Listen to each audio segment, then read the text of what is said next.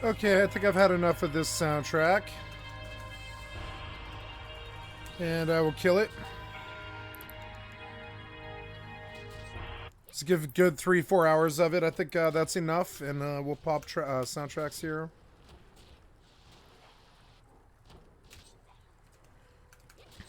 Listen to all 3 games and then move to YouTube.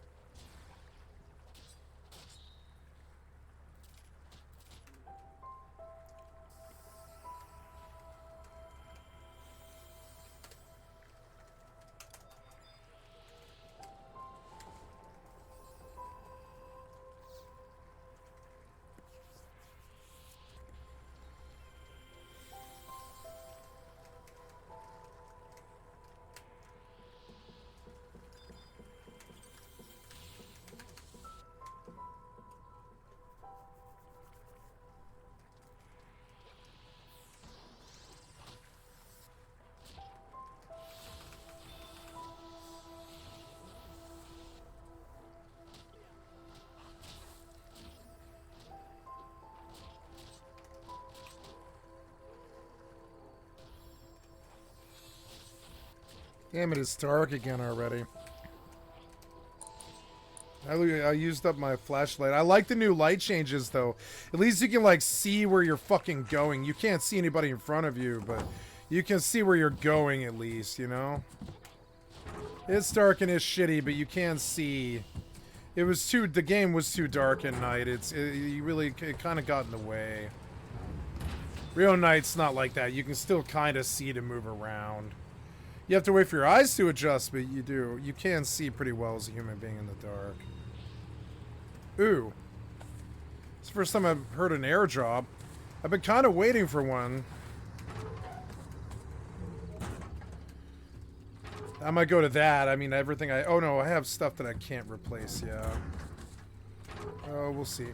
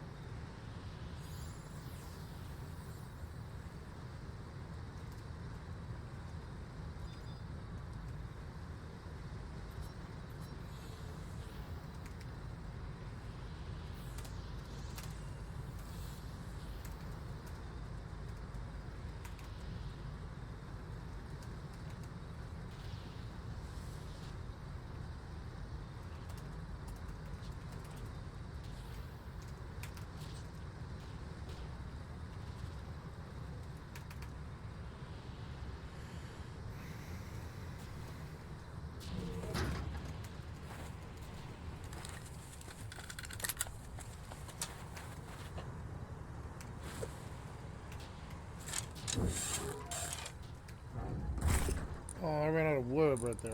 Oh.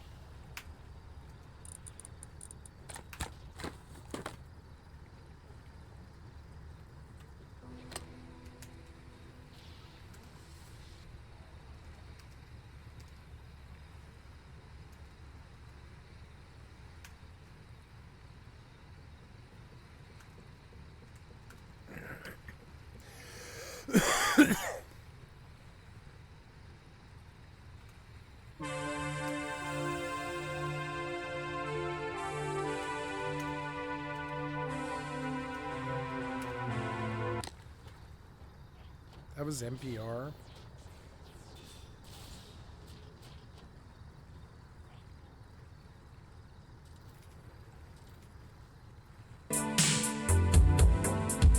The hell?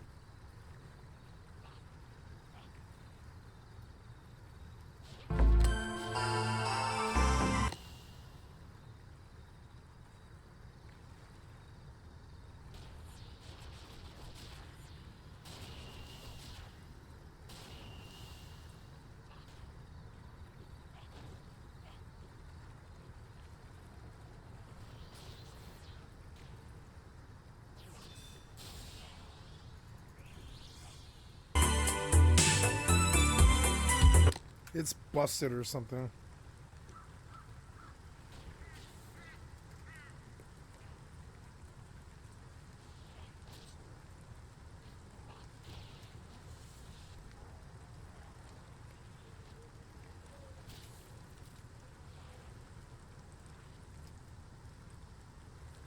Oh no.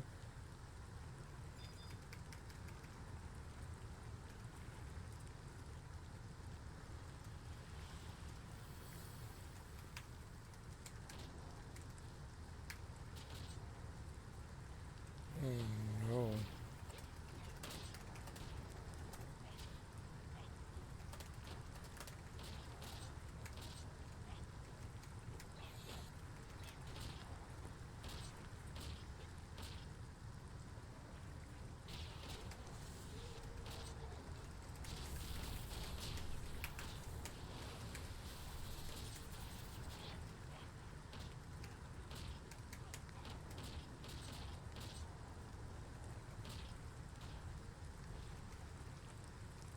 Can't get the camera to stop jerking off.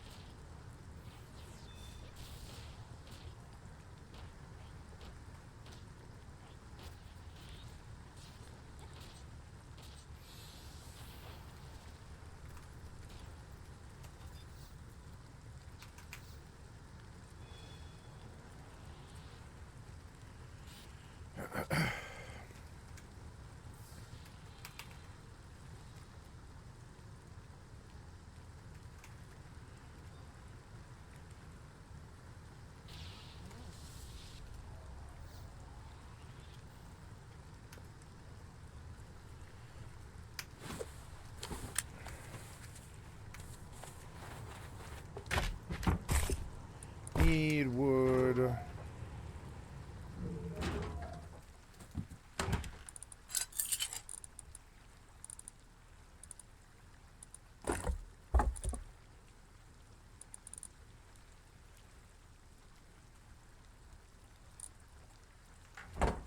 I'm gonna go put another metal door.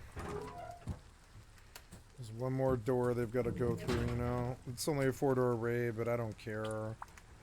I frankly don't care. If they need to raid me, they can raid me. I'll just rebuild. Honestly, it gives me a reason to do something, and it's good for me. Not the raid, but the getting the XP of earning another base. That's good for me.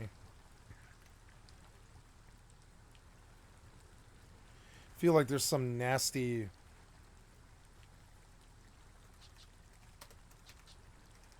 Yeah, the sheeps have disease.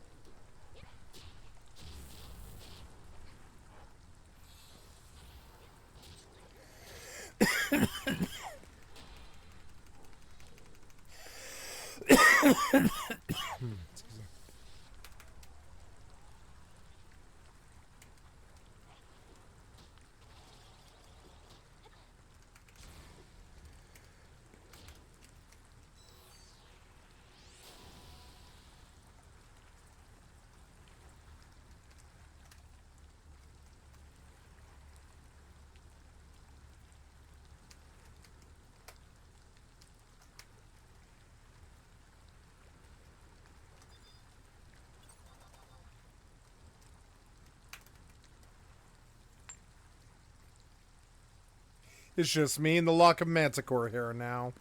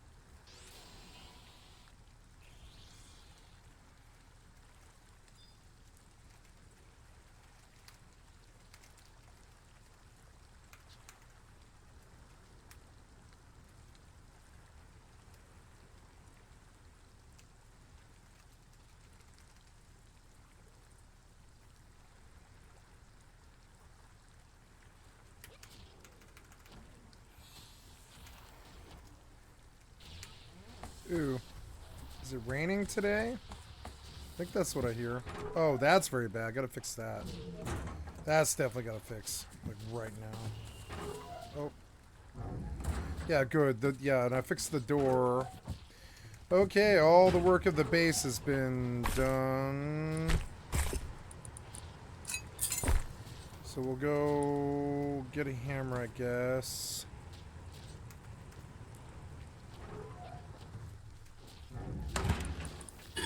Yeah, and I'll go,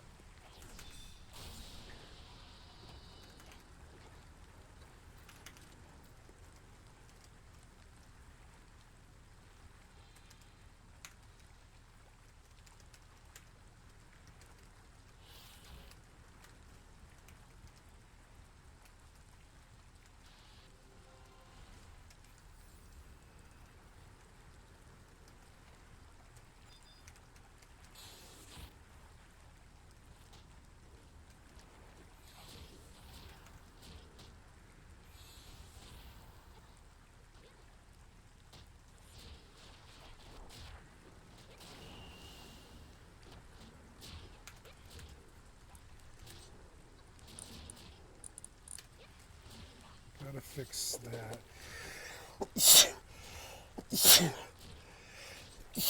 Excuse me.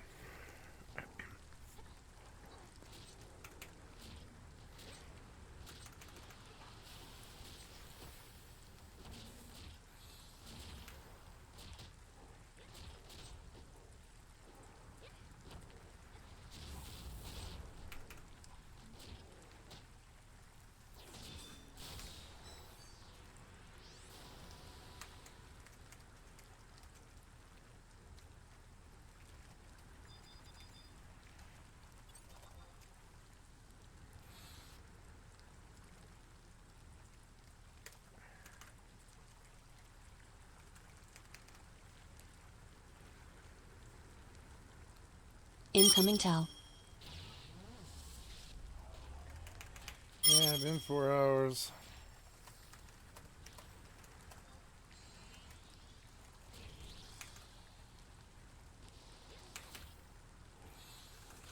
Incoming Tau.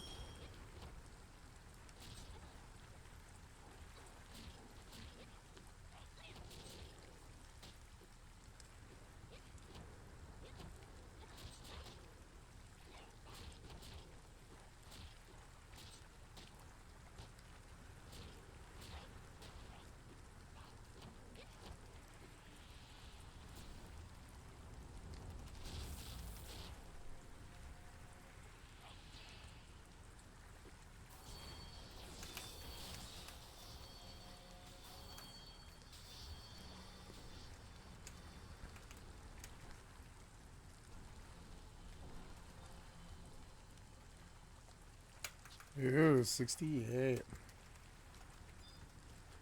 gonna be able to solo so much stuff now.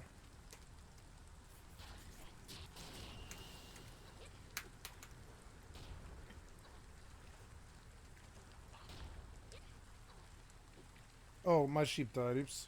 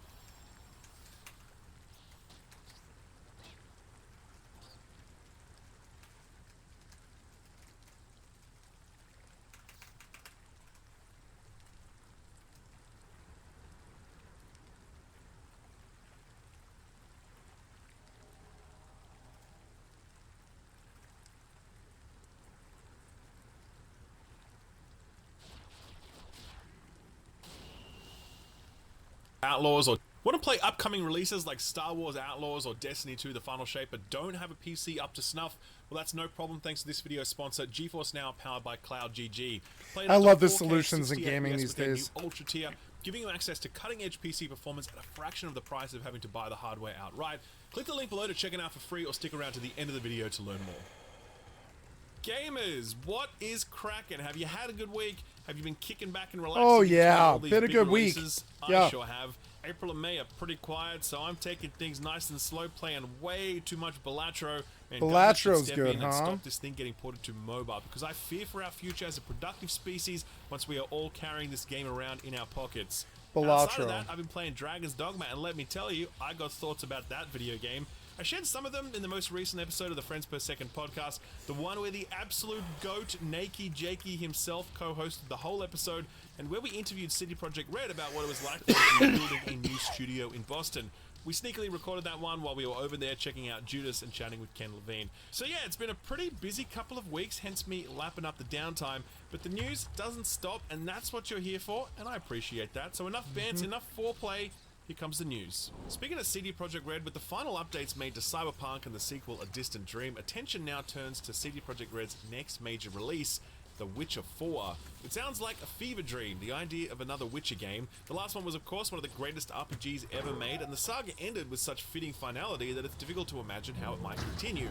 But CD Projekt Red have been clear for a long time The Witcher 4 is on the way. Work began as far back as 2021 and was announced in 2022. It's still running under the codename Project Polaris with an official title pending, but it's definitely coming at some point, though I wouldn't expect it anytime soon. Recently, CD Projekt Red announced that over 400 developers are now working on The Witcher 4. It's still technically in pre-production, but it hit that 400 staff headcount well ahead of when management had planned, since they expected to be at this staffing level around mid-year. That headcount represents about 2/3 of CD Projekt Red's total staffing, and with that many people working, you can start to make some informed guesses about potential release windows. Most AAA games staffing at or near that level will work for about 4 to 5 years to deliver a game, with those timeframes only getting longer as we get deeper into the current console generation. Based on those numbers, we might expect to see The Witcher 4 revealed in 2026-ish, maybe a cheeky trailer or two in 2027, maybe a release in 2028 if we are lucky. It sounds far away, and it is, but that is the reality of what it means to make big AAA games these days, especially if you're going to do it without crunch, which is something that CD Projekt Red has had a bad track record with, and both staff and management have said they're determined not to repeat those mistakes in the future.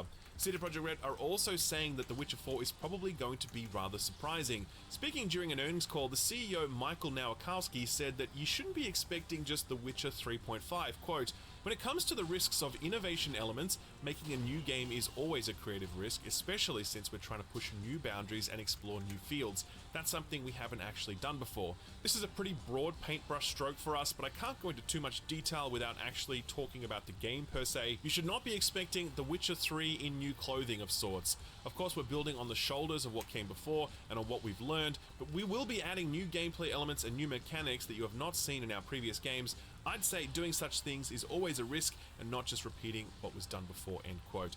Interesting sidebar, in the same earnings call, CD Projekt Red were asked about Ubisoft's declaration that they now make quadruple A games, to which CD Projekt Red's head of investor relations responded, quote, "Ours will be quintuple A," end quote. It's kind of funny until you remember the launch date of Cyberpunk on last-gen consoles, where all those A's stood for, this game is fucking broken.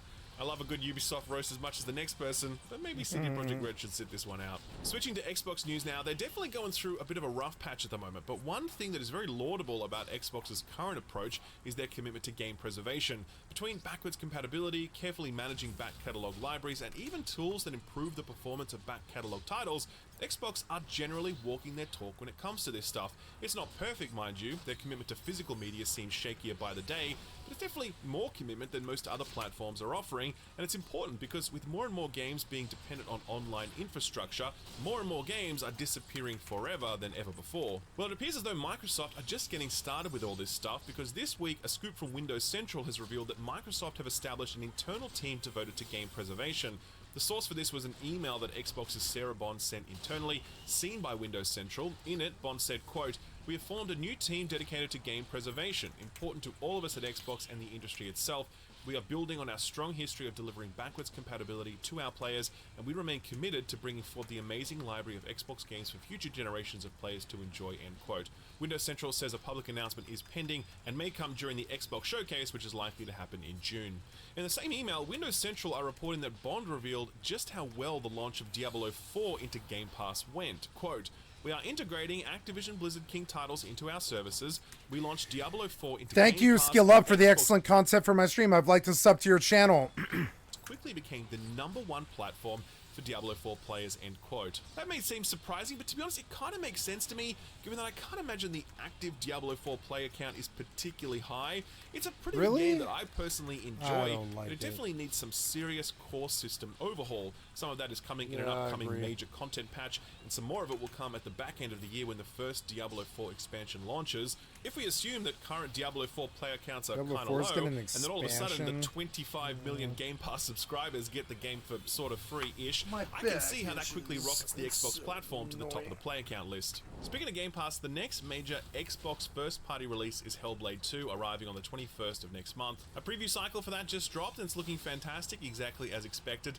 Connected to that, though, two interesting tidbits shook out. The first is that the director of the first game, a person by the name of Tamim Antonitis, has left the studio. Polygon noted during their studio tour that he was absent, and after inquiring about it, an Xbox representative confirmed that they had left the studio. Antonitis would later release an official statement on Instagram saying, quote, "Exhausted, proud, and satisfied, I was ready to step off after Hellblade, but stayed on for 2 more years to make sure the foundations were in place to fulfill our mission to craft life-changing art with game-changing tech, which you'll see in Hellblade 2 very soon," end quote. Microsoft said that he was only involved in the early phases of Hellblade 2, and given how great the title is looking, it appears as though it remains in very safe hands. The other thing we learned about Hellblade 2 is that on Xbox consoles, it will be capped at 30 FPS. This was confirmed by GamePro, who spoke to the game's senior VFX director, and they said that this 30 FPS cap was in service of a more cinematic experience. I've never bought that line. I do not think that video games become more cinematic when we cap the frame rates. It sounds like cope to me, but nor do I think that a 30 FPS cap is a deal breaker for many experiences, I do. particularly titles reliant on I do. slower, weightier. Not sold. Not sold. Yeah, I will not buy your game, nor will I play it. Animations where the extra frames don't make I a do. difference to 30 how frames per efficient second. you play. Eat, I'd like it eat if I had shit. a 60 FPS That's fine on a console. As a PC player, unacceptable. Unacceptable. You don't sell to me. You don't sell to any of my friends. Don't want you in my scene or anything. You're fucked.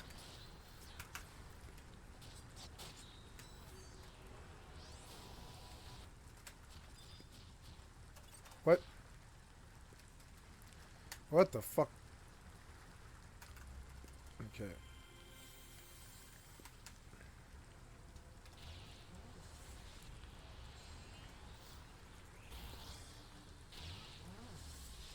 I am not the sink anymore, okay.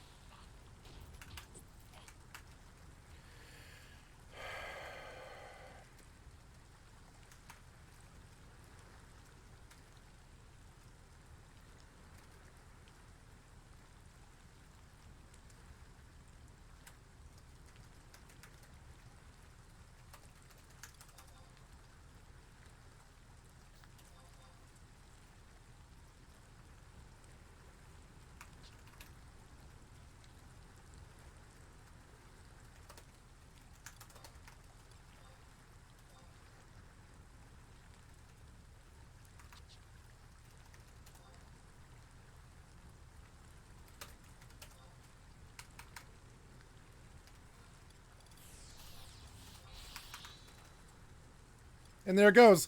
Party's done. And I will still have it on PC, thankfully, but I wouldn't discount a game like Hellblade 2 on console purely because of that 30 FPS cap. Still, it does continue to strain credulity that the world's most powerful console continues to ship flagship exclusives like Redfall, Starfield, and Hellblade with a 30 FPS cap. Two big trailer reveals this week. The first was for the upcoming Star Wars Outlaws. It's good enough that okay, that was that. That was a long party. How long did this go? I got this party pretty much right away. 4.5 hours. Yeah, it was 4 hours. It was 4 hours. Yeah, right almost to the minute. Yeah, it was 4 hours to the minute. 4-hour party. Good way to start the day. I like it. It's good. Yeah. Let's go look on EvE and see if there's ice going-ons or goings-ons or anything. I don't see anything. Oh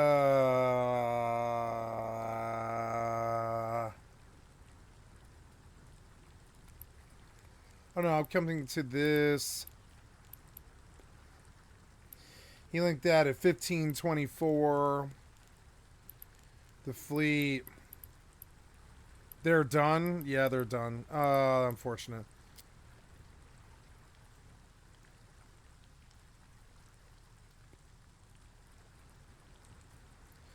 Yeah, I couldn't do it. I mean, I couldn't make it. I'm terribly sorry. Just caught up, you know.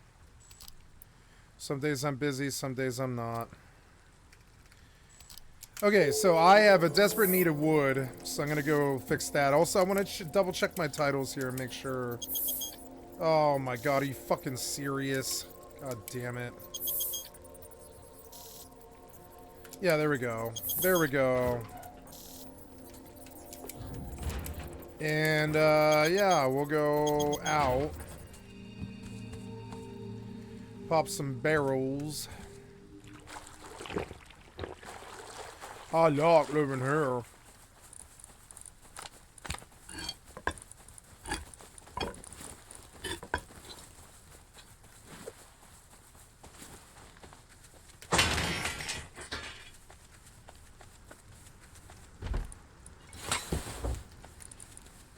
I could wear that, but it's a big red fucking shoot me sign.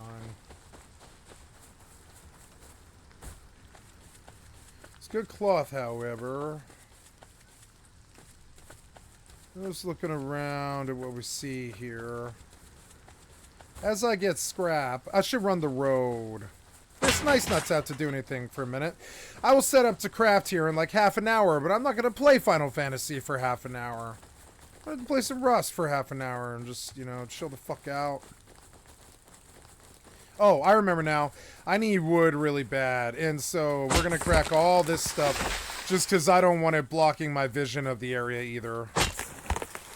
These trees, all they do is provide cover to my enemy.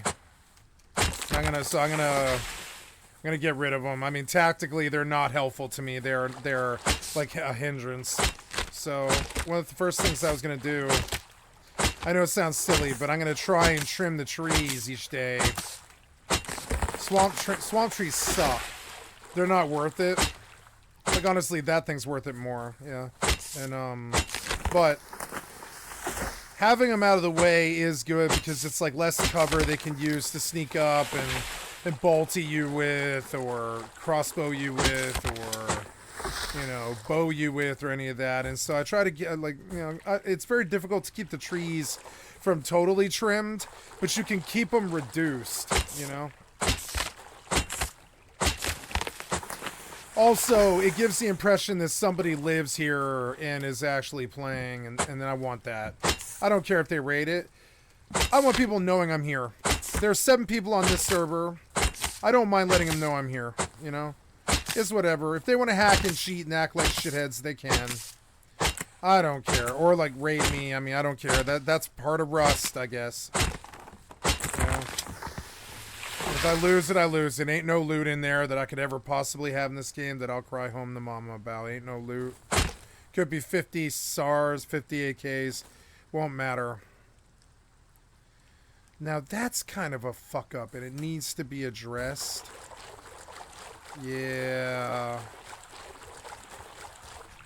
Yep. Whatever that was.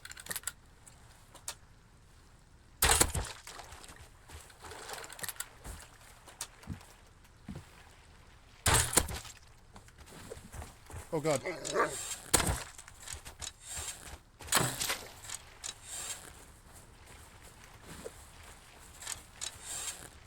Fucking wolves. Fucking wolves. Fucking so annoying. Anyways, I'm going over there. I'm going to chop all these trees so I can keep the furnaces burning. I don't really have that much metal ore, but I need to patch those, like those wood problems and stuff, and make sure there's not like weaknesses with the base. What are the problems about Rust is appearances. It's not that you care about the base being robbed. It's that if you don't look like you care, they'll rob you. So if you just like leave like a piece of wood plank like that, they look and they scan the base and they're like,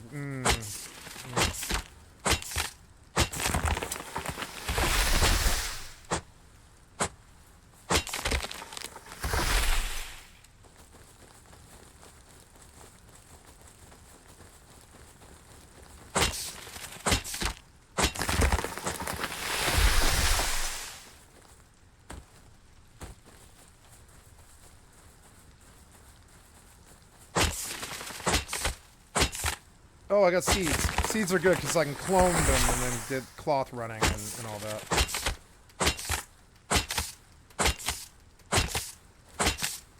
Thought I heard something. Nope. For 7 people, I could see someone out here. It's unlikely, but I could.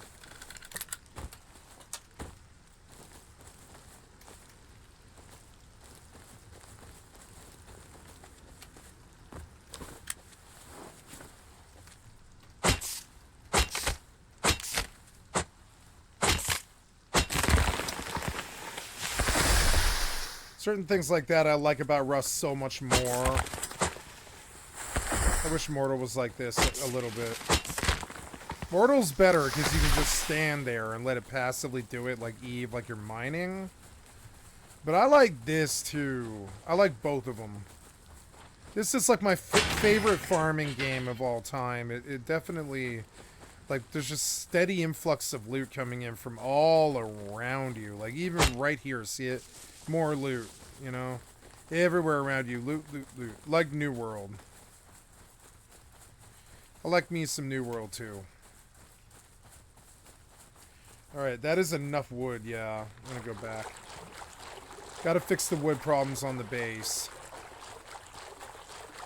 Gotta make sure there's not holes. Yeah, like, I don't think I see anything too weak. One of the interesting things I can do is I can just build all around this and put another whole wood layer and force them to come in from the top. But, I mean, the bigger I get, the more likely it is I'll be raided. If I just stay modest like this, they might leave me alone. I don't know. Probably not.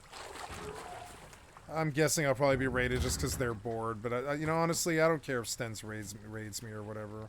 It's fine.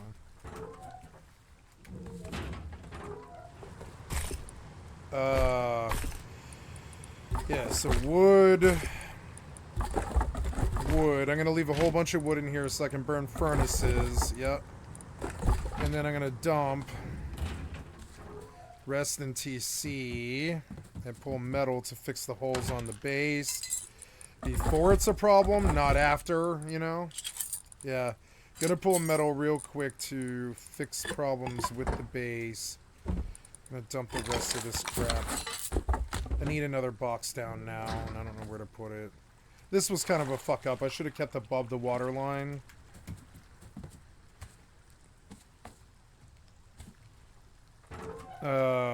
Yeah. This is a lot of metal to put at risk right here. In case there's like a camper or something, but I mean,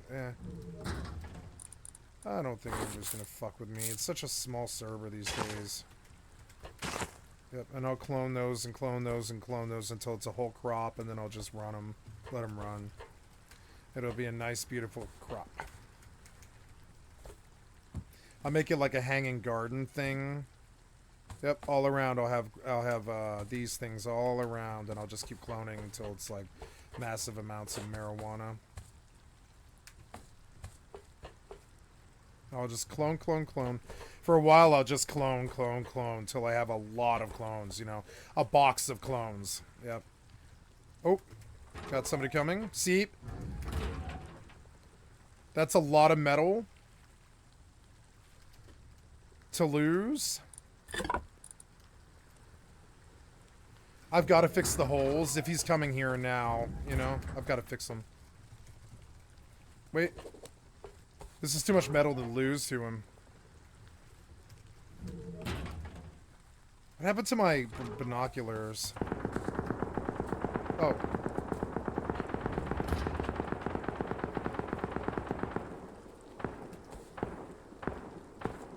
That's an M2 hitting a base, I guess. But at least it's not me. So we're gonna go out. We're gonna put this at risk so I can fucking fix it.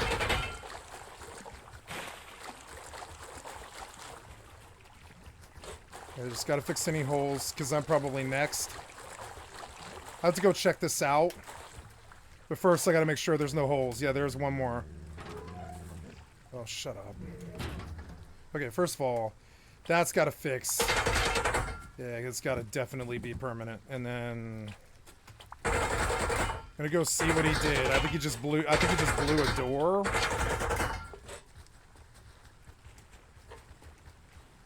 I mean, I kinda wanna blow all this metal, but I kinda can't afford to, so. How's the metal ore? It's alright. It's doing alright. We could use some more. Gotta go see what that was, because it was fucking close to me, but...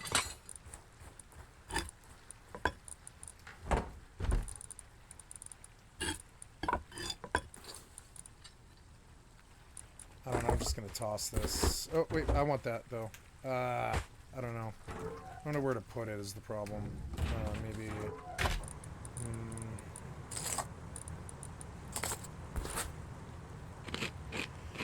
Alright, I'm fully prim. I've got nothing but a bunch of prim whips and a dream. I'm gonna leave my tools here because I don't want to lose them.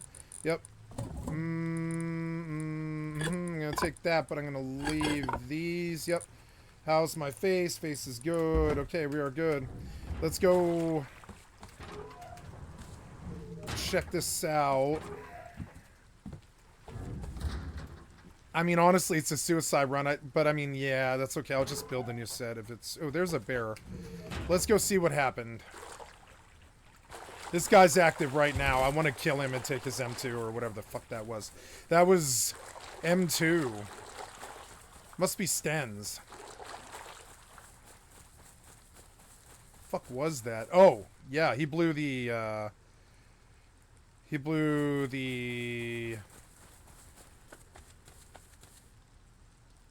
Oh, there's a deer. Yeah, he blew the tugboat, which is maybe advantageous to me. I'm gonna go look.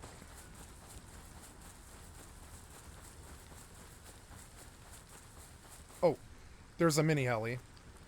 I don't want to steal this guy's mini heli. I don't want to cross him. I don't want him raiding me. He can just have it. He is welcome to it. I'm gonna watch him with binoculars from up here, you know. Yep, I have no issue. I have no interest. I wonder what the fuck it was. I was like, wait, oh, I should have known it was the tugboat. I really don't want to be in his LOS, he'll kill me, so... Gotta go the long way down the fucking cliffs, I guess. At least this was here, though. This is good to know this is here. It's helpful to know I can just run down there. Alright, so let's watch this guy, but I gotta go get my fucking binoculars. We're just gonna watch what he does from, like, a bush or something. And when he leaves the boat, I'm gonna go in there. I think I've even got flippers. Jenny. I think I've even got flippers, Jenny. Okay, flippers. Nope. Okay, looking around, we need the binoculars and the flippers.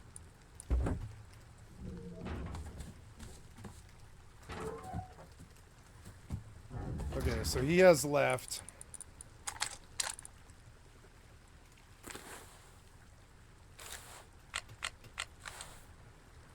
I'm gonna go clean up after him because he couldn't have possibly have taken it at all. If he's going back for a second load, I can maybe beat him there. But I need to put down a box. I guess I can't do anything. I have no room. Look how unprepared I am for this. It's so annoying. But also, I don't want any beef with him. It'll just cause him to raid me. So I don't want to be there. I don't want to mess with him.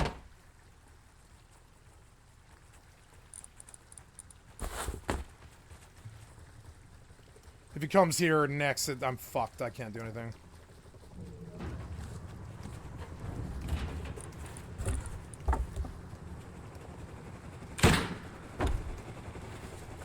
What are you doing?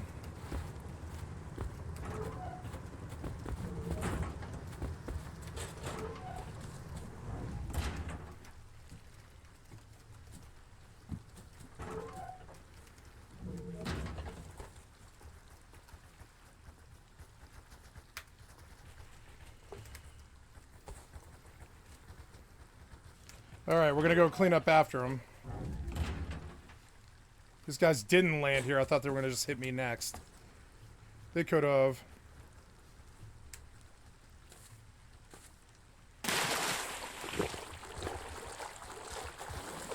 Oh my god.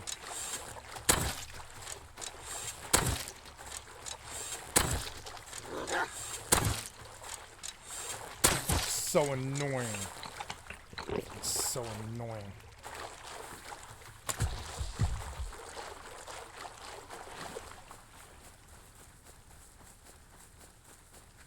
He's annoying me too. I'm gonna take the shot, see if I can get it. Oh, almost, but not quite. Ew. If you're making a second trip, I'm gonna beat you to it.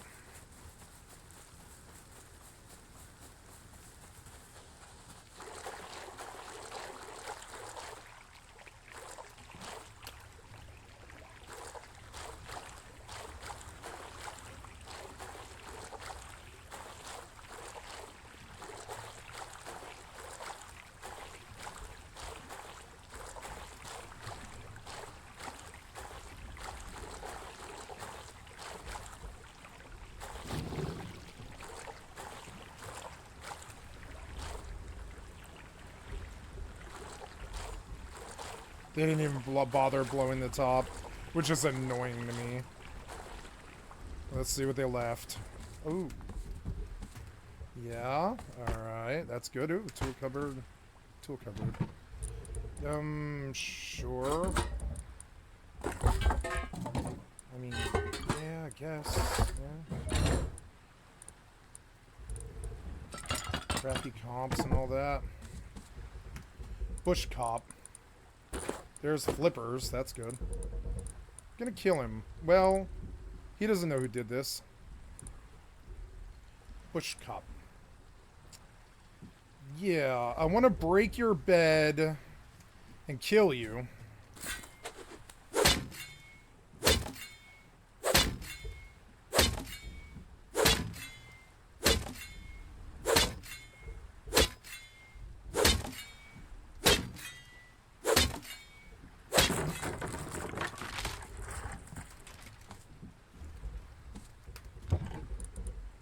I like that.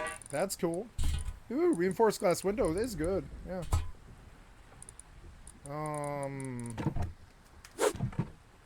Wow. Alright, well, let's take that crap, I guess. He had a few sets, yeah. Never mind, that's a lot worth a lot more than that crap to me. I'll take that, I guess, yeah, definitely. I mean, that's kind of worth a lot. Ooh, mining helmet is helpful to me. We'll open up our thing and put like 3 of these things in there. Yeah. Some of these are really helpful to me, actually. Look, it's going to save me a lot of time. What else was in here? There was another hazy? Any guns? Ooh, look, a lot of stone. 45 scrap is always good. 190 leather. Weapons. Oh, weapons are key. Weapons are key. Yes. I will take your weapons, yes. Ooh, A pump shotgun. Ooh, a suppressor. A suppressor on it. What else we got here? We got 22 slug rounds. 9 flame rounds. What else can we get? I'll take that. That kind of cuts a corner. Yep. I'll take those because it's just a lot. You know, it's worth a lot. Over that. Yep. And what else? The smoke grenades. Could benefit me if I'm getting raided. I think I'll probably take them. Yeah. And finally, I think that's everything. Except I'll take this over the sword. I want the T2, but I can't. I don't have priv.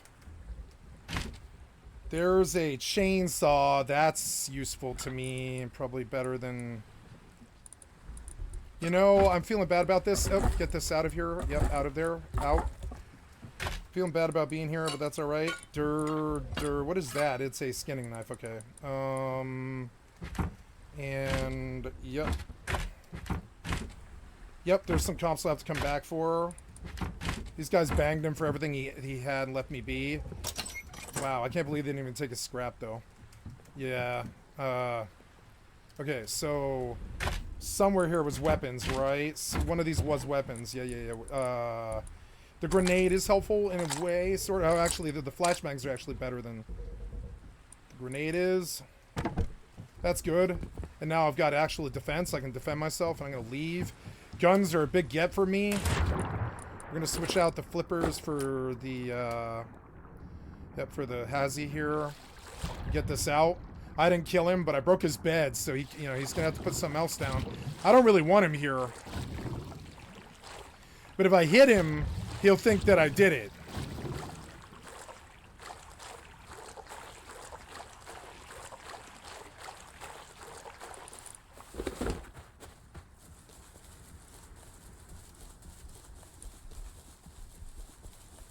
Guns are a really good get for me at this this early in the wipe.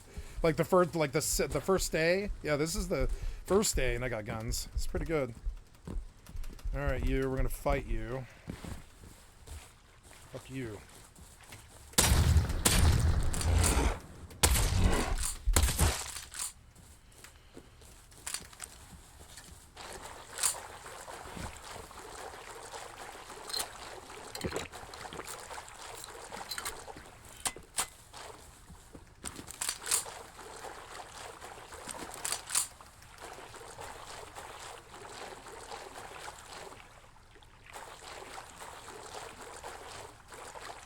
That was a fucking MP5 he had, I guess. Man, why can't I find my own front door? It's so stupid. Why did I run around circles around this base so many times? Why? Why? Wait, did they rape me? Oh, no, they didn't rape me. I'm like, why can't I find my... Like, what? There we go. I was like, tripping. Okay, so... Gonna definitely need a box. Did I put a box down? Yes, I did. Alright. All. Except for the flippers. We'll do another low, but I need another box. We'll put another box down somewhere. I don't know where, but... Put another box down somewhere. Maybe... Right there. Well, no, not right there. Well, yeah, right there, actually. Isn't that bad of an idea? Yeah. Put another box down. Ah! Get out of my fucking way. Get out. Get out. There.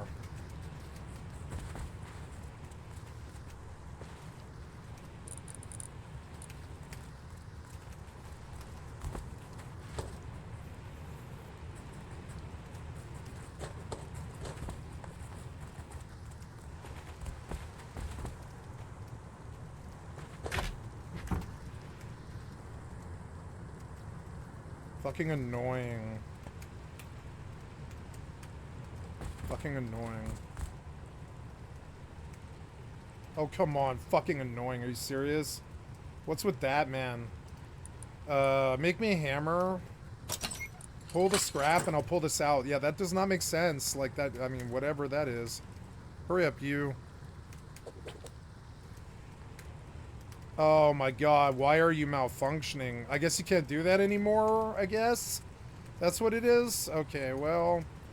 So the research bench, the repair bench and the research bench can go down individually. I don't think I want to place them. I think I will put them in the box and I'll just place them down if I need them. Ah. Yep. I'll put them under the barbecue, right? I'll be like, yeah, if I need one, I'll slap it down, but I'll use all of this for storage. Fuck it. I like the shadows, but I wouldn't mind if they were better. I mean, no, they are better. That is really good. Oh, I thought I heard a helicopter, but nope. Okay, so yeah, we'll go dump like more. Dump more in there. Yeah, hey, cool. Yep. What can I afford to lose? I can afford to lose an Aoka if I need to defend myself, and I'll bring a bow, and yeah, and that's it though. Yep, and I'll bring a bow. Where did my bow go? Oh, I read it. Well, yeah. What I mean, where did that bow go? Oh, also I have these things. These things, yeah. Okay, we'll take that. That's good. I'll definitely need that. And, or well, I should research it technically. But I mean, I'll use it first. That's alright. That's good. We'll definitely reskin that. And that's got to go in the box. Can't afford to lose that. We're going back there for whatever else he's got. We got enough room to carry. And this, I mean, I don't even really need the bow, frankly. And I just don't know where it went. Where the fuck did this bow go? Is it, it's not back there. The fuck did this bow fucking go? Like, that makes no sense.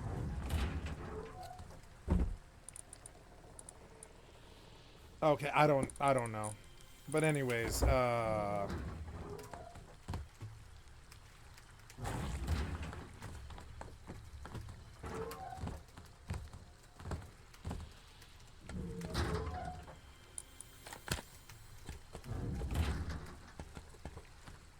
I want to, clone you. No, can't yet. That's alright.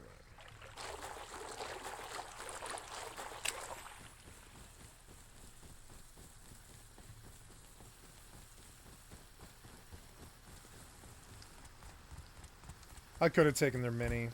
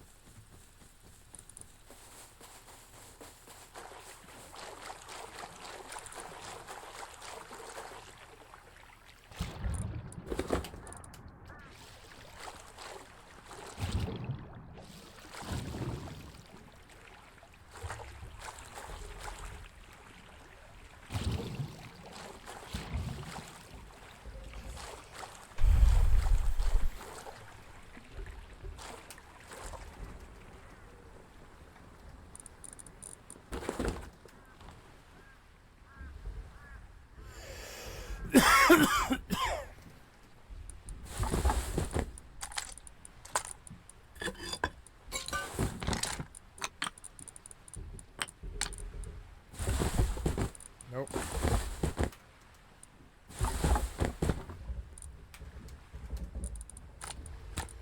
No, I want to banish him to another island. I really do. Wish I could pick this up. Damn it. I can't pick it up. Did they blow the top? Looking for fuel? I thought I heard something. No, they didn't blow the top. Well... let's kill him. I don't want him in this neighborhood. And it sucks, but I mean, that's the reality. Sorry, buddy.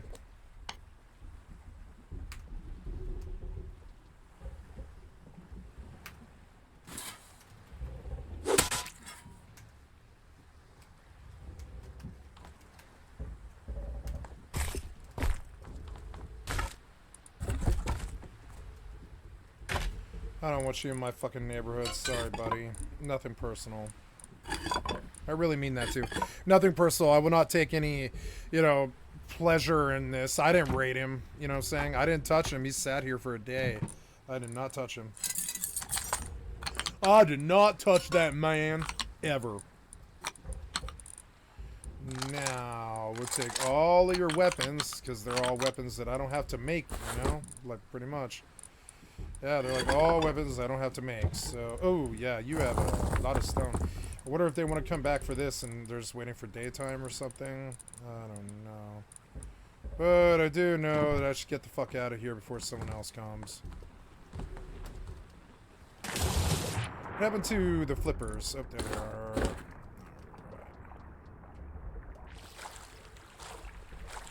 When I get rich, I'll do a stash somewhere, and I'll take all of the metal out of this space and all the sulfur and all the guns every night before I log.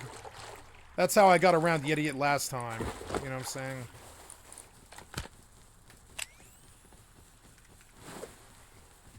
Yeah, it's a long way. I should learn ladder.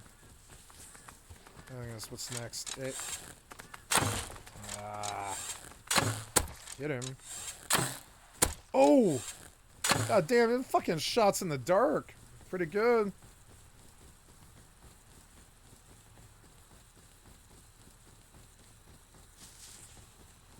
Combat comes a lot more naturally in this game. I wish Mortal's combat was really fast like this game. I went to Mortal trying to make this game Mortal, or make Mortal this game, and they're actually really separate things. Oh. Well, I don't know if he can get to me. Are you coming to me? I don't know. I came up on loot because of them. I'll tell you that.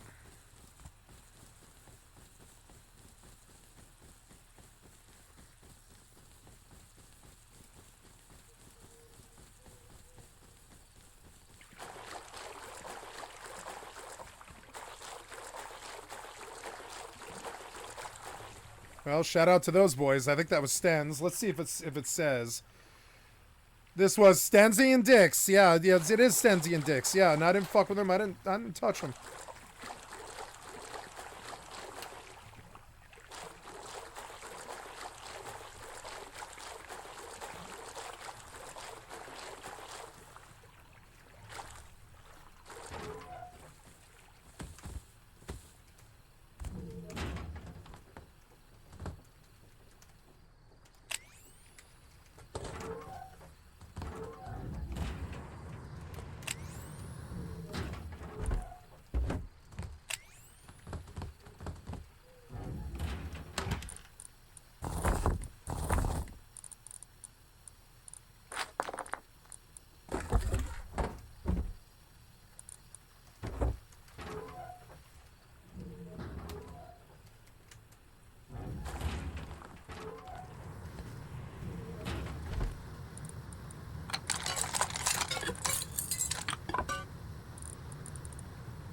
Look at all that. I didn't have to do shit. It's like that guy farmed a base for me.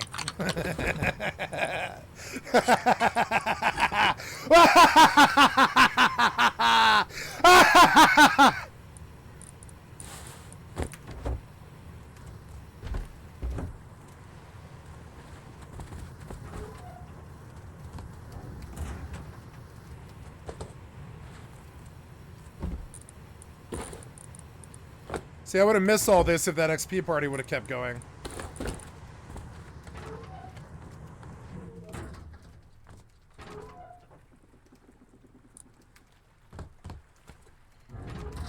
I wish I could get that T2 somehow. I could pop the door if I had explosives, but I don't.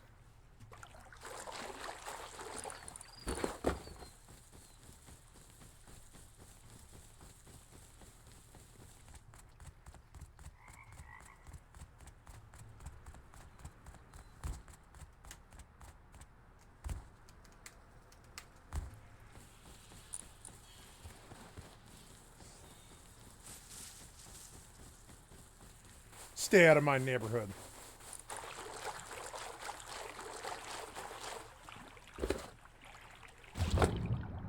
Why does he get the tugboat?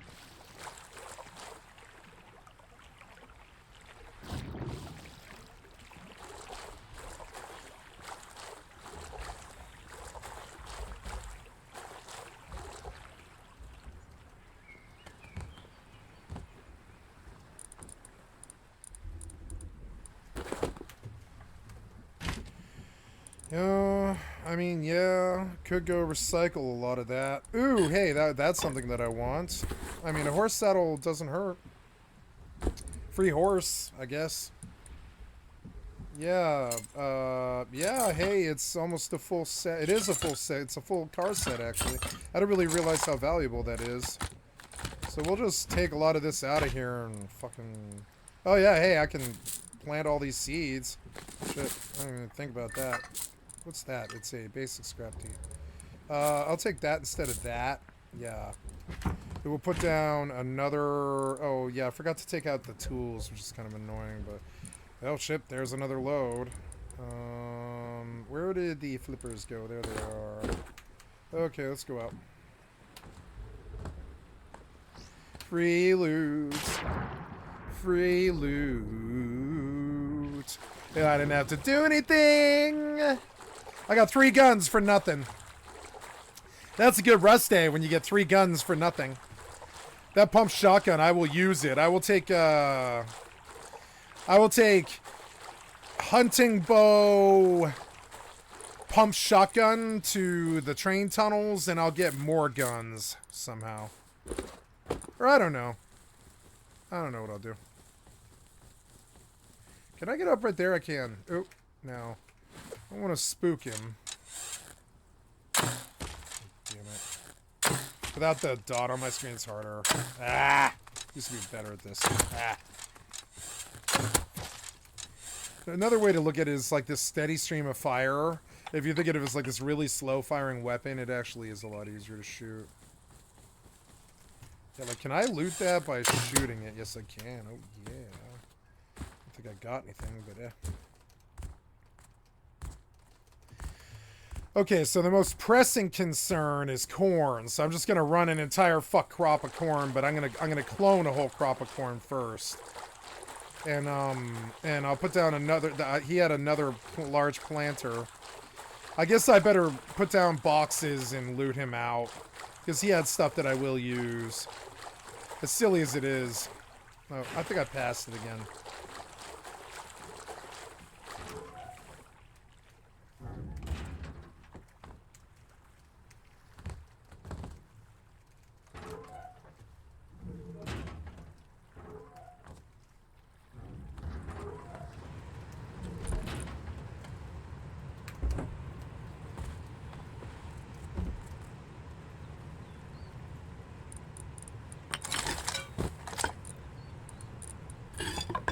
Yep. And then real quick, we'll slap down this large planter and lay out corn.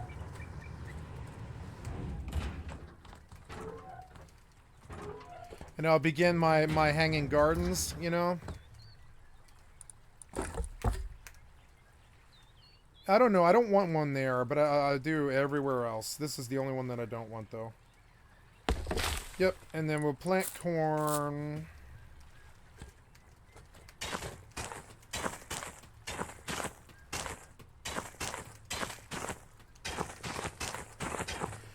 Good, we'll clone all, right, and then lay out corn.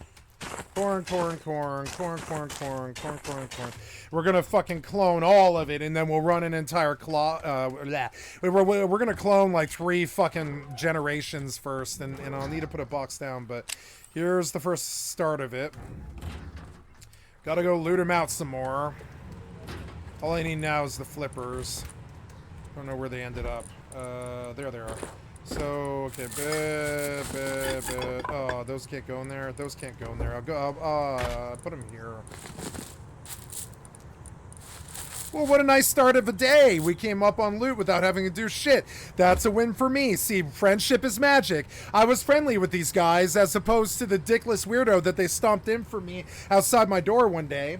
And robbed him for everything he had, and they've been friends ever since, and I've never fired a shot at him since, and they've not fired a shot at me since, and they don't raid me, and I don't raid them, and neither a fuck is given, you know? Neither a fuck is given about either. And so, and this is a mutual agreement, and I think we're happy with this agreement, and I think I really like those boys. I think they're good sense boys. They got good brains up there. Good brains and good hearts. I think they're good players too. I've seen them play. They scare me. I've fought them before. I've won a couple times, lost like 30 times. Those guys are really good. They're better than me. You know, those guys are not to be fucked with. So, or maybe it's a husband-wife. I don't know. Husband. Who the fuck knows? Wife. But anyways, so, yep, all that stuff. And we're going back out except for the flippers. Where are the flippers? There they are. Going out except the flippers. We're going to rob him again. That can't go in the box, I guess. We're going to have to lay down... I keep getting stuck between this. Stop. Gonna have to make another couple of boxes. Box. Are you out of wood? Yeah, you are out of wood. Oh, but I left wood for this, which is good. So we're gonna... Wood is good. Start. Gonna feed you. Gonna put you way down here. There we go. Wood is good. Okay, wood is good. And then we go burr.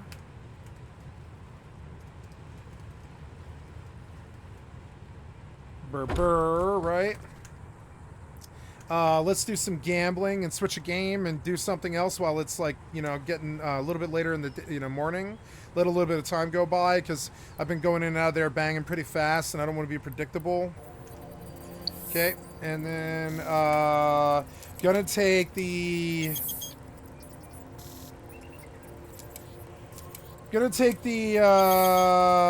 character to Bastock. Oh no, I have well, yeah, I guess I've got to deal with loot, I suppose, or well, yeah, I've got to go send stuff now.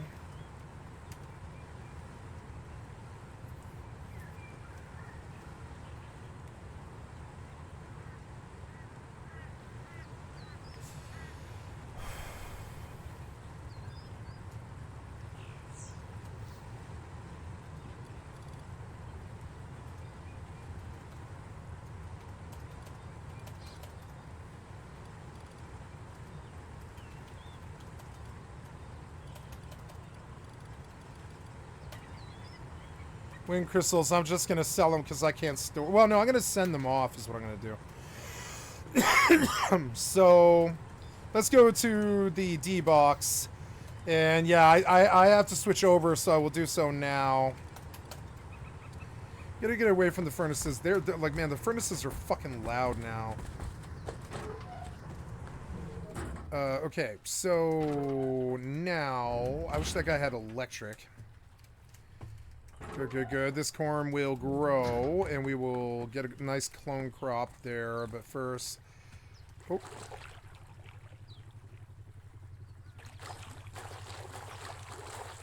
Oh, good. It's Chinook. See, it's more entertaining to me than Mortal, which is sad. Mortal's a good game, but it needs more, like... immediateness like this, where I can, like, right outside my door was a raid and, you know, a tugboat thing, and now I'm getting loot, and there's like loot down this road right here, a fishing village with a really good fishing system that's accessible and fast. And I mean, so is Mortal, though. Mortal does have a fast accessible fishing system, and it's, the graphics are amazing. Frankly, they're my favorite graphics. I'd say this game is, like, right now, for instance, look how cheerfully blue the HDR and the blue and the sky is and everything, and how good the graphics look. And I'm getting 100 frames on ultra settings. See, I'm maxed across the board, except for parallax. Might as well bump it. I like the Rust graphics too much, and plus, it like, using only one monitor has definitely made it better. Like the graphics and the latency and stuff. Yeah, I really got the latency I've been looking for finally. I am in a lower resolution, I think, aren't I? I don't know. Maybe I should bump to 1920. No, I'm in 1920. Yeah, it's good. It's optimized. They fought the Unity. They fought it bitterly. Yeah, I'll take it all. I mean, it's all good for something. Yeah. No, but I will take those. Yeah, those and those. One green card can't hurt, you know, in case I want to go harbor or something. It's fine. Those are tools I don't have to make, but I have no interest in them. That knife is cool. I definitely like the knife. Yeah, that knife is dope as fuck. I didn't know they made that knife. That knife is dope. I like that knife. Yep. Dope as fuck. This is what we came for, and now we finally got it. Yep. We'll put the stone away here. Yep, and then... What else you got? I mean, the charcoal is of value a little bit, if nothing else here. Yeah, all those miners' helmets I don't have to make. I'm down. I'll make one trip back for armor. I mean, that's metal. This is actually fair amount of metal to scrap. I might do a couple of scrap runs with the flippers. Because, I mean, there is some stuff here. I mean, but yeah, most of it's... I mean, I want that thing, but I can't get it. Yeah. And, yeah, there's nothing in here. Oh, get up. It's sad that the tugboat floats to shore. It shouldn't. Sad, sad.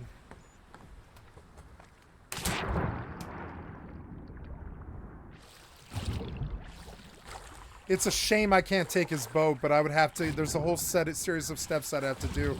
I'd have to farm a whole bunch of sulfur. I'd have to find a satchel and find a bean can grenade, and then research them, which means scrap, and then blow in both doors, which means 8 satchels, which is a lot of sulfur. Not that much, but it's some.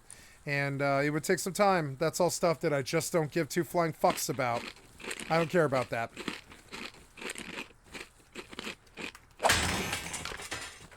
Why did scrap fall out of this fucking barrel? That makes no sense. I don't really value, like, I'm about to clone all those corn. Oh no, I'll just eat all the mushrooms. Yeah, and that. Yeah, that'll stack. Yeah, there we go. The greens are no good. Greens are worthless. Get them out of here. Why scrap in the red barrel? That makes no sense. Damn it, take off the flippers, damn it. Yes. Okay.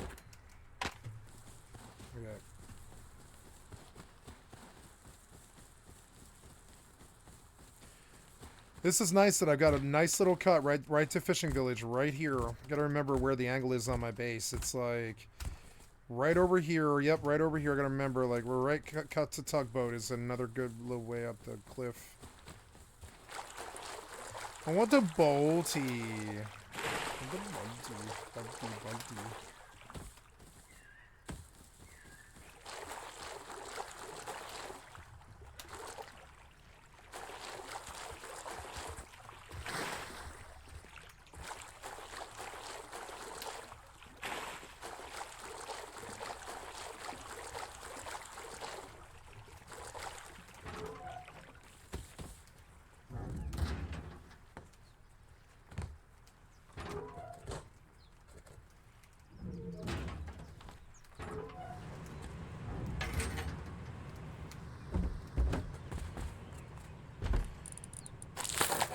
I should go put all of this in the TC if I can. Or, like, as much as I can anyways. And that's my upkeep for, like, 4 days or something. It's nice. This will make things easier for me. Oh, yeah. Look at all that. Take the charcoal out. Put the stone in. Take the camera out and the leather and put the stone in. 13 hours because of metal? Yeah, because of metal. And then I really should do a recycling run. Some of this stuff is worthless. That's worthless, yeah. And that's kind of worthless, but it could stack. Worthless. There's a large wooden sign. I suppose I could research that, yeah. I'll take the scrap. Yeah, you got scrap? Yeah, I think I do have scrap here somewhere. Yeah, I do. I think I do. I'm gonna go back there for one more load.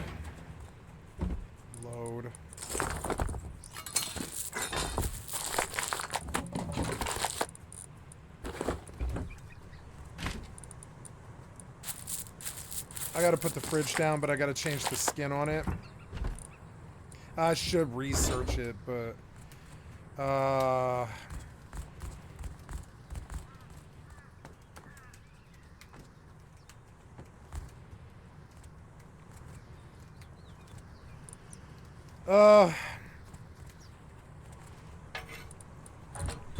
where did the scrap end up? There it is, and we'll go for a minute here. We'll do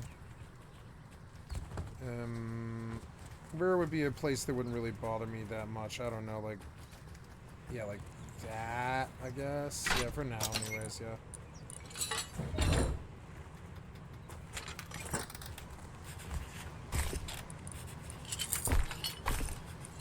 Nice, 1,300 metal frags. That's not bad. Okay, let's switch over, take a look at what's going on in FFXI.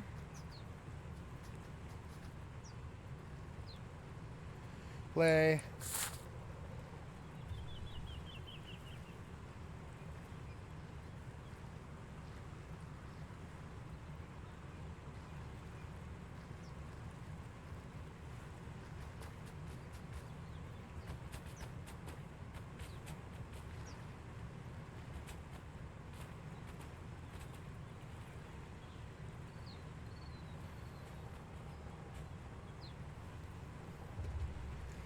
Okay.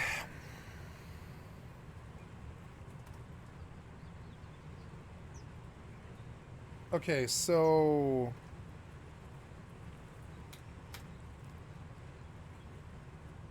logging to Sandoria. Good. I would like to produce so annoying. Wish I could get this out of the way somewhere. Like maybe there. Or I could take it upstairs, I suppose, but it's good where it's at. I don't mind it. I want to make a fridge.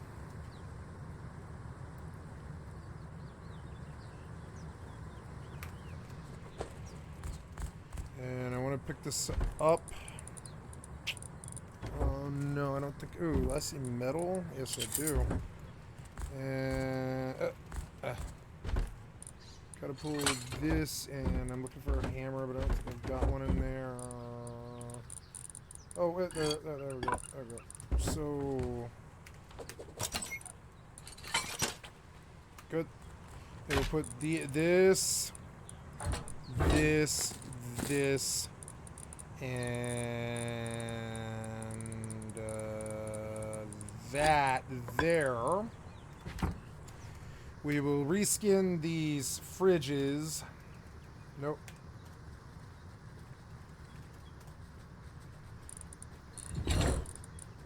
Black.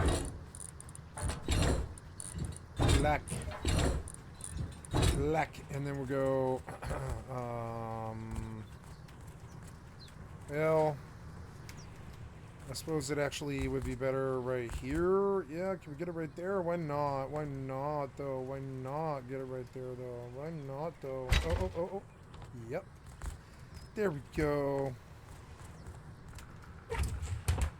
Okay, and we will dump the majority of this stuff. Yeah, I'll put utility under the bench like that, right? Yeah. But, yeah,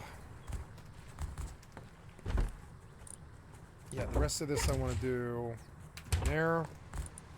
Oh, wait. You didn't do those. Here.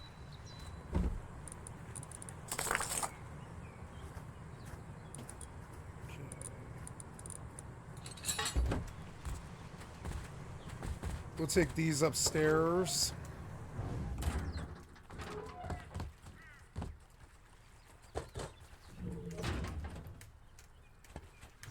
Can't really have anything that blocks my vision, which is the problem. So I think I can get away with one right here.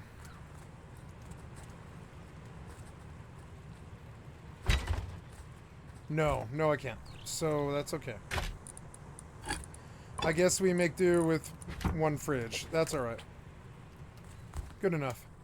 And, okay, metal for the TC. Gonna go to his base one more time and take his armor, because it's work that I don't have to do. You know?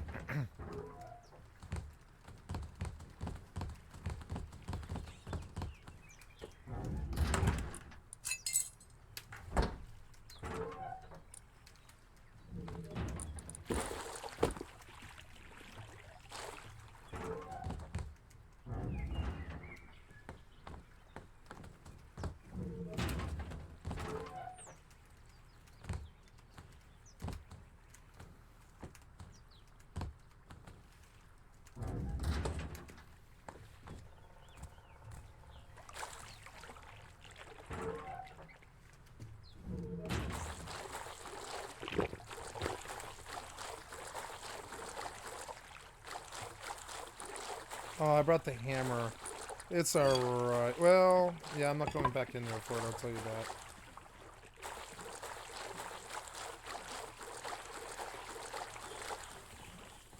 I want to sink the damn boat now, because it's just a liability, but eh.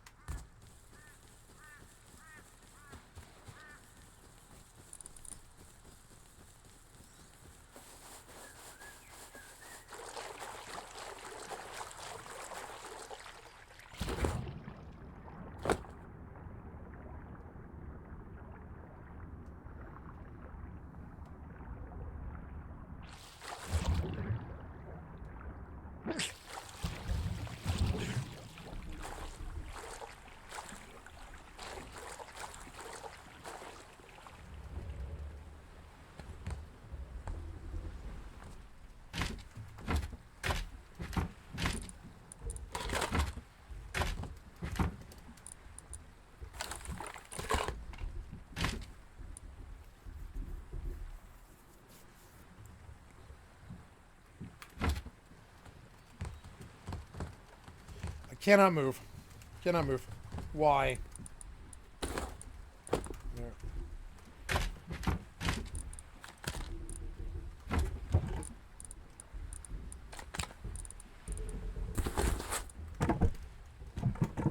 I mean, it's bandages I don't have to make. Those are arrows that I don't have to make, really. I mean, it's a lot. Yeah, it's like a lot of shit that I don't have to make, you know?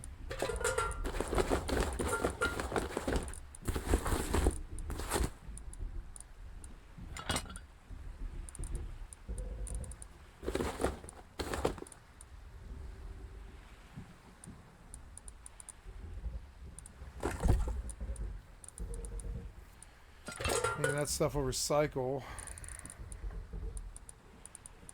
It's a set. I forgot to take out that stone. Metal horizontal embrasure.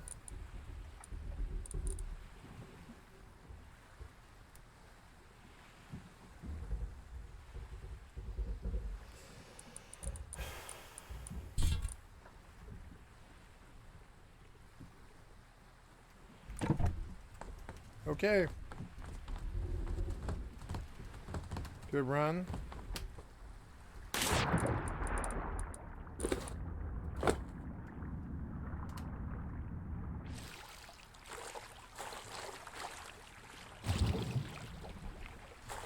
Beautiful day.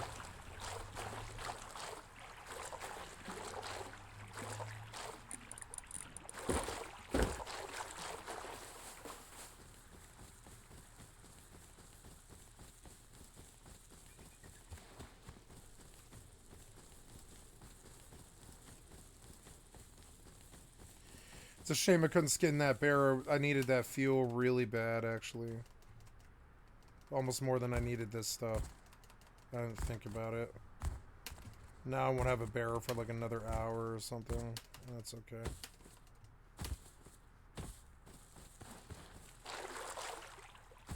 It's a shame, it's a shame, it's a shame, it's a shame, it's a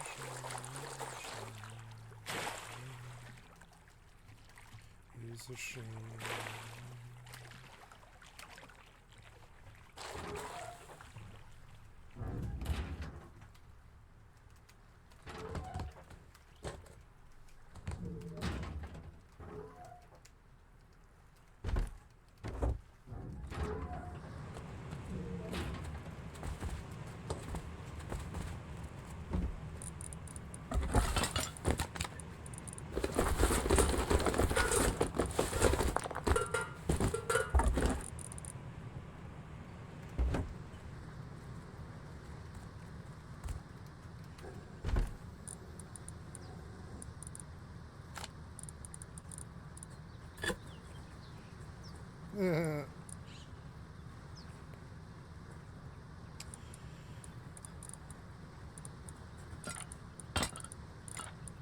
Whoever that was like OCD.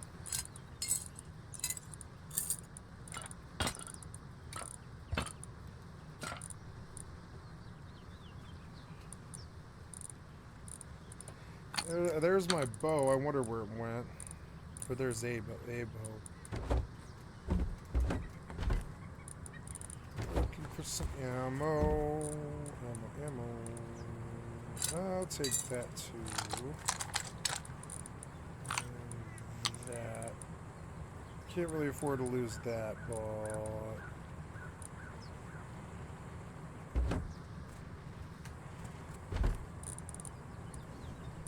yeah.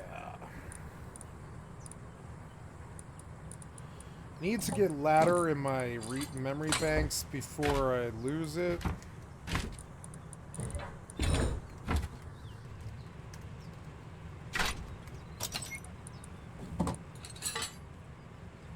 $125. Damn it.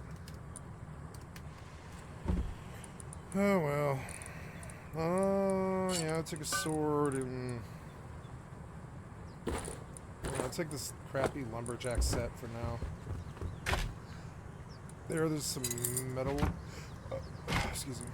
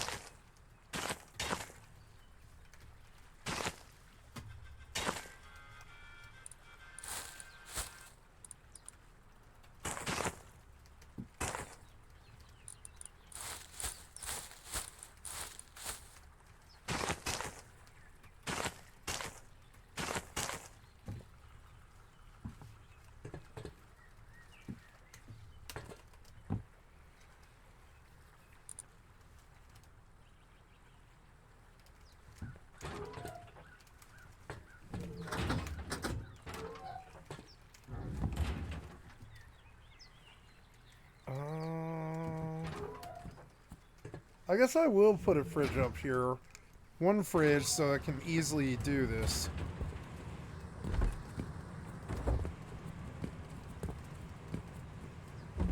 One fridge. Here you are. And now I will take all of the seeds out. And I will put them up there, but I'll keep meat down here.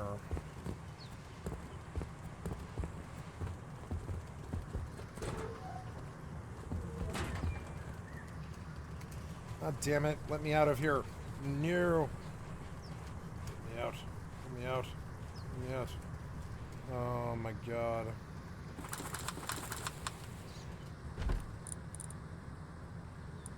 What to do?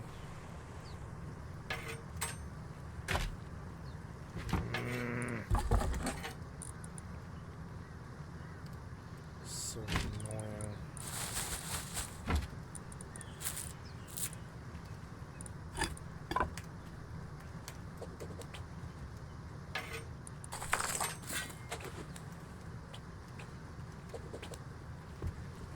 There. Can't put the barbecue there.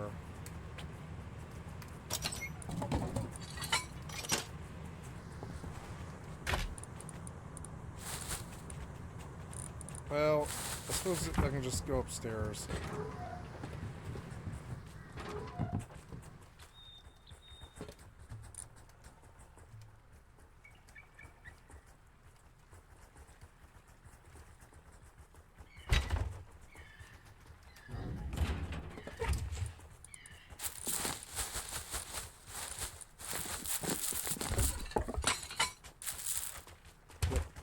That'll be my seed box.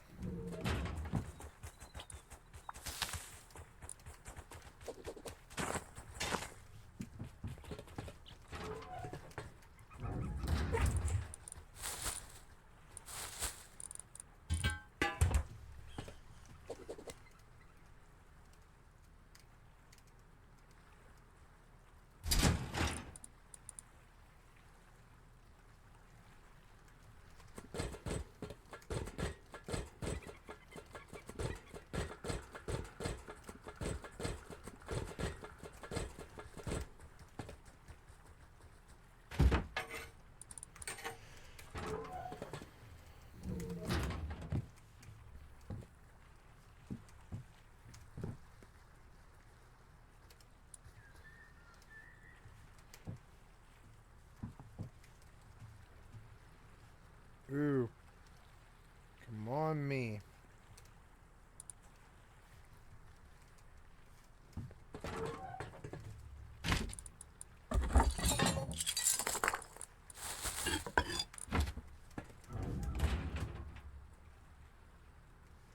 Need to research those binoculars. Might actually do that instead of the well, I can't make them. Or well, yeah, I probably can actually. So need those binoculars. Can't afford to lose them. Where were they?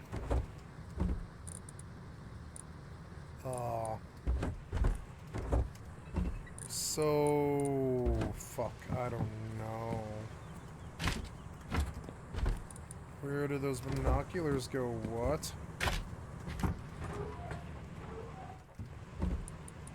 What do you mean? They're just gone. They're just gone. Oh, wait. Oh, well. There is that. I forgot all about that. Yeah.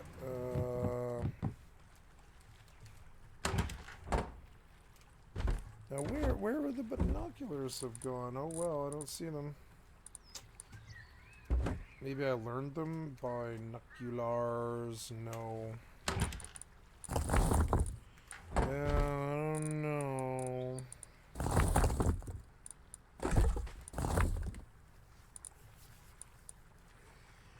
I don't know. Maybe they ended up upstairs, I guess, and I just didn't see them. I was using them. No, they didn't end up upstairs, no. That seems weird. What happened? Maybe I left them down there on the boat? I suppose that's possible. No, it's not there. Oh, they're there. They're there. I'm blind. So, cool. Yep. Then find me a gear. Oh, the other thing is, we want to learn that. Yeah, and I want to see if there's a gear. Let go. Go me. Go me.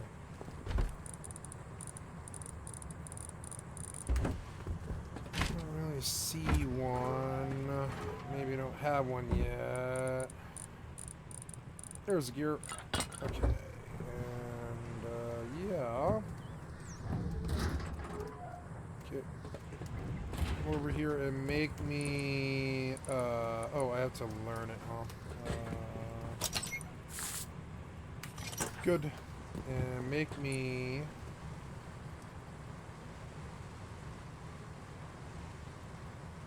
I thought I had... Oh, I just grabbed one. Okay, well, now I can make more, so...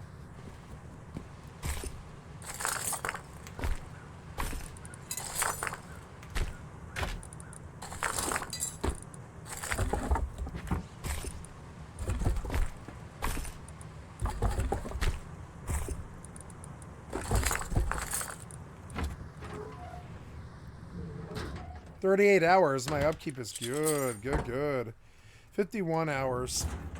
It's a shame I can't play this game at the same time as Mortal. It's so annoying to me. So Princess 1524, 1858. Hurricane skin. Go back to the relay. Integrated. Omen, he won that one, huh? Fucking annoying. This is like 5 mil for a store, but I doubt I can ever make it. Hecate, Spirit Skin. This guy has a large buy-in to it. I could take a 6 million swing on a 65 win. I think I will. Come on, baby. Big money, big money. Catch it for some reason. Yeah, I'm not going to catch it, but it's okay. There goes 6 million, but you miss 100% of the shots you don't take. Come on, win for some reason. Win for some reason. Come on, baby. Big money, big money, big money. Come on, big money. Come on, big money. Big money, big... Yes! No. I didn't get it. Oh, I'm sorry. I thought I got it. I was like, oh, come on. 60 million out of nowhere. Nope. Oh, well. Abyssal Warp Disruptor, Brutix. Yeah, I like these little Brutix things. I don't know. I have so many of these, though. Ooh, a Bantam Blueprint. Sold.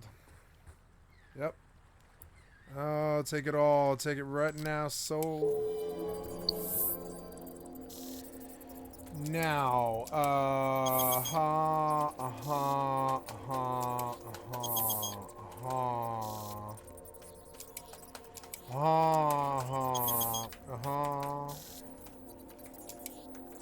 Then,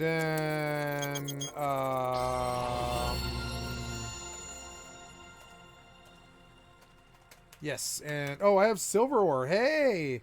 How much silver ore? Oh, look, hey, I have silver ore. I've got to go send it, apparently. Huh. Well, if that's the case, then I'll send it back. That's okay. I believe... Oh, I do also need to research this miner's helmet. Got a good win here on Rust. I liked this, but I don't really wish to sit here. I think the longer I'm here, the more likely I'll be raided.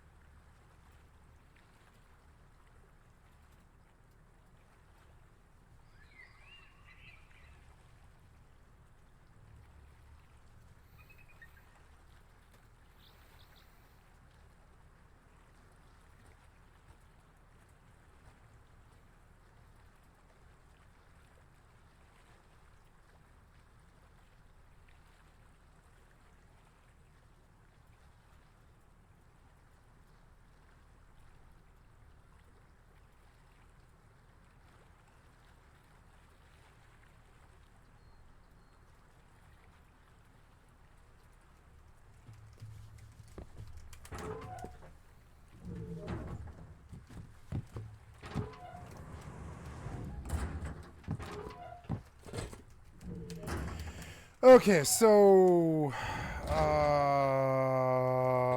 I guess that I will go swipe a green card. You know, it didn't occur to me, but those green cards actually are more useful to me than I thought. Kind of. Not really, though. I think I've done all that I need to do here today. I believe I'm going to change games to Mortal.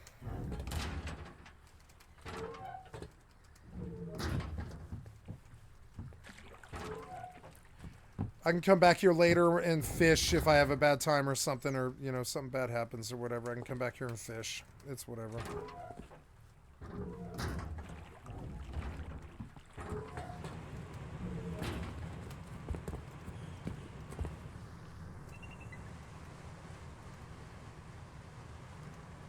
50 hours, not bad. So, yep, and we will quit out while we're ahead and nothing's bad happened. If I wake up to no base, then oh well, you know. Inherent implants, high wall mining, 1005. We're 25 million, 100 million on 143 bet. Yeah, he's betting a nice high wall mining. I'm tempted to fucking take it. I kind of am tempted to take it, but I could just buy one and not take the gamble. So, too rich for my blood, unfortunately, but I'm fucking tempted. I was tempted. Moros, Valimir, Legacy. Oh, he wants a kind of a 10 million bet on this, does he? 18. It's too rich for my blood. I'm sorry. News cruise missile launcher. I'll take it. Yeah, I'll take that. I could lose this, which is stupid. I shouldn't have taken this bet. That's alright. It's not. It wasn't even a discount. What is a harp envoy?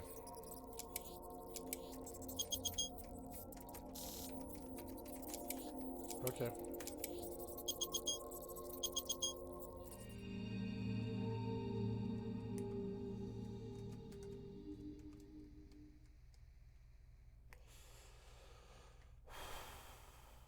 She got that chunky.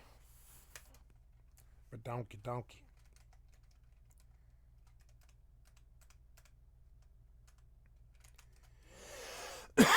Okay, so gotta go to committee and send to skycat.live. Some silver ore. Yeah, some silver ore. I'm gonna stack entirely fire crystals. What else is left? Yeah, she doesn't need fire crystals, I don't think, so I'm gonna keep those. Yep. But other stuff could stack, like that copper ingot. That'll stack, and yeah, the brass ingots can just be. Well, no, I mean, I guess I could just start using her as a deposit. Yeah. She's good storage. And then so then we shut down now. Or well, I could log out. I could attempt to log out and see if it works. I lost this. See, he won somehow with a single fucking hyper node. This is wrong. Why is he winning that? Why? Why?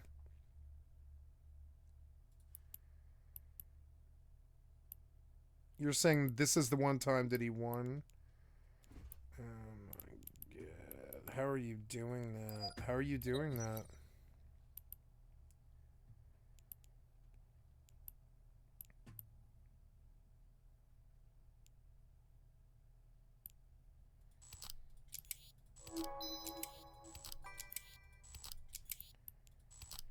Starting to see it a little differently now.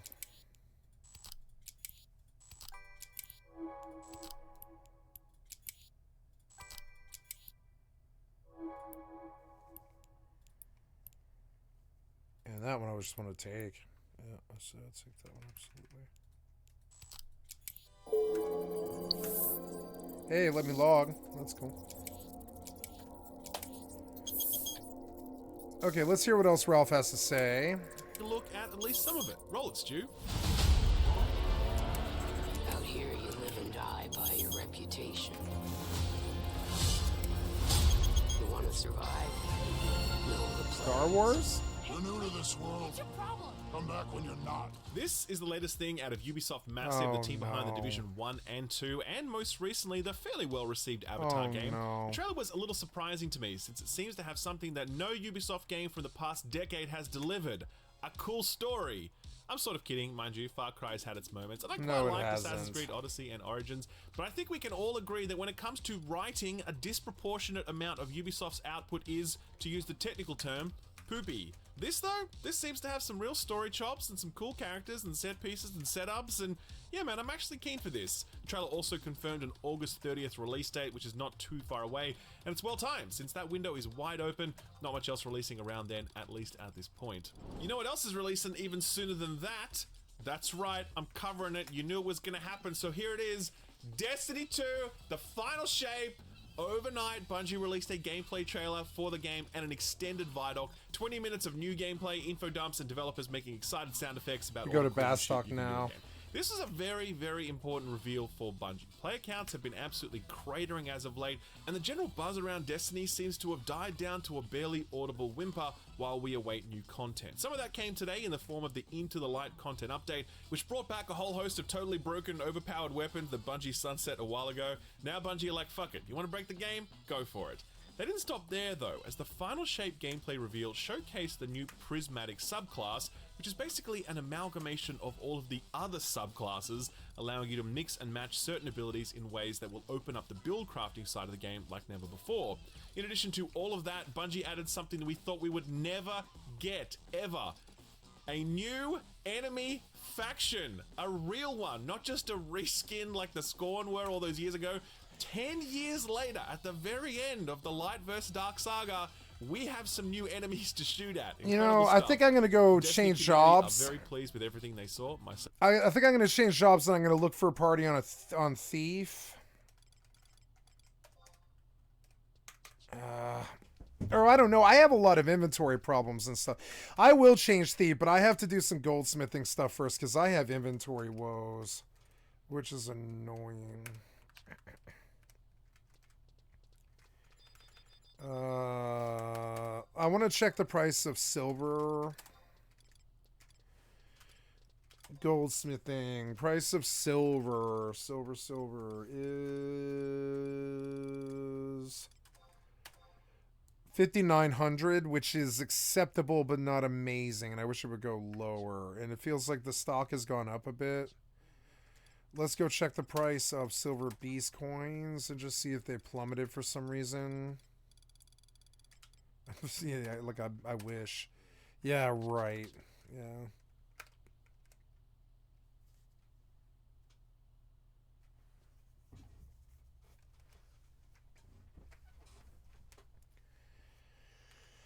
Okay, well, I'm gonna go turn in stuff. And we will load Mortal 2. I will change the title. Let's see, play DirectX 12. Yes, and we will change the title now. Primarily Horizon is taking up a lot of the interest, but we will go Mortal 2.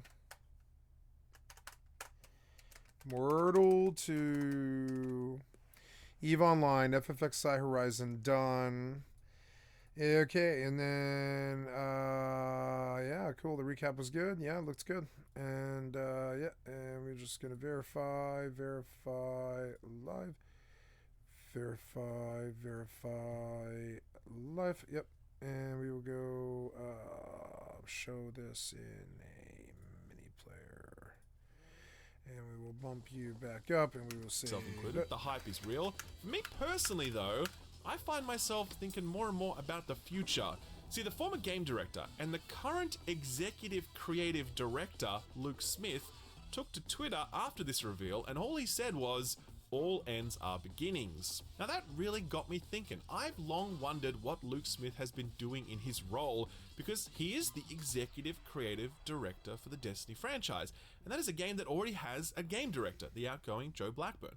Obviously, Destiny has commercial partnerships and crossovers, and there's always talks of movies and TV shows and whatever, so I'm sure there's lots of franchise management work that has to be done, but I don't know. Luke Smith is, at his core, a game designer. Is he spending all of his time negotiating contracts for Fortnite crossovers? Maybe, but I don't think so.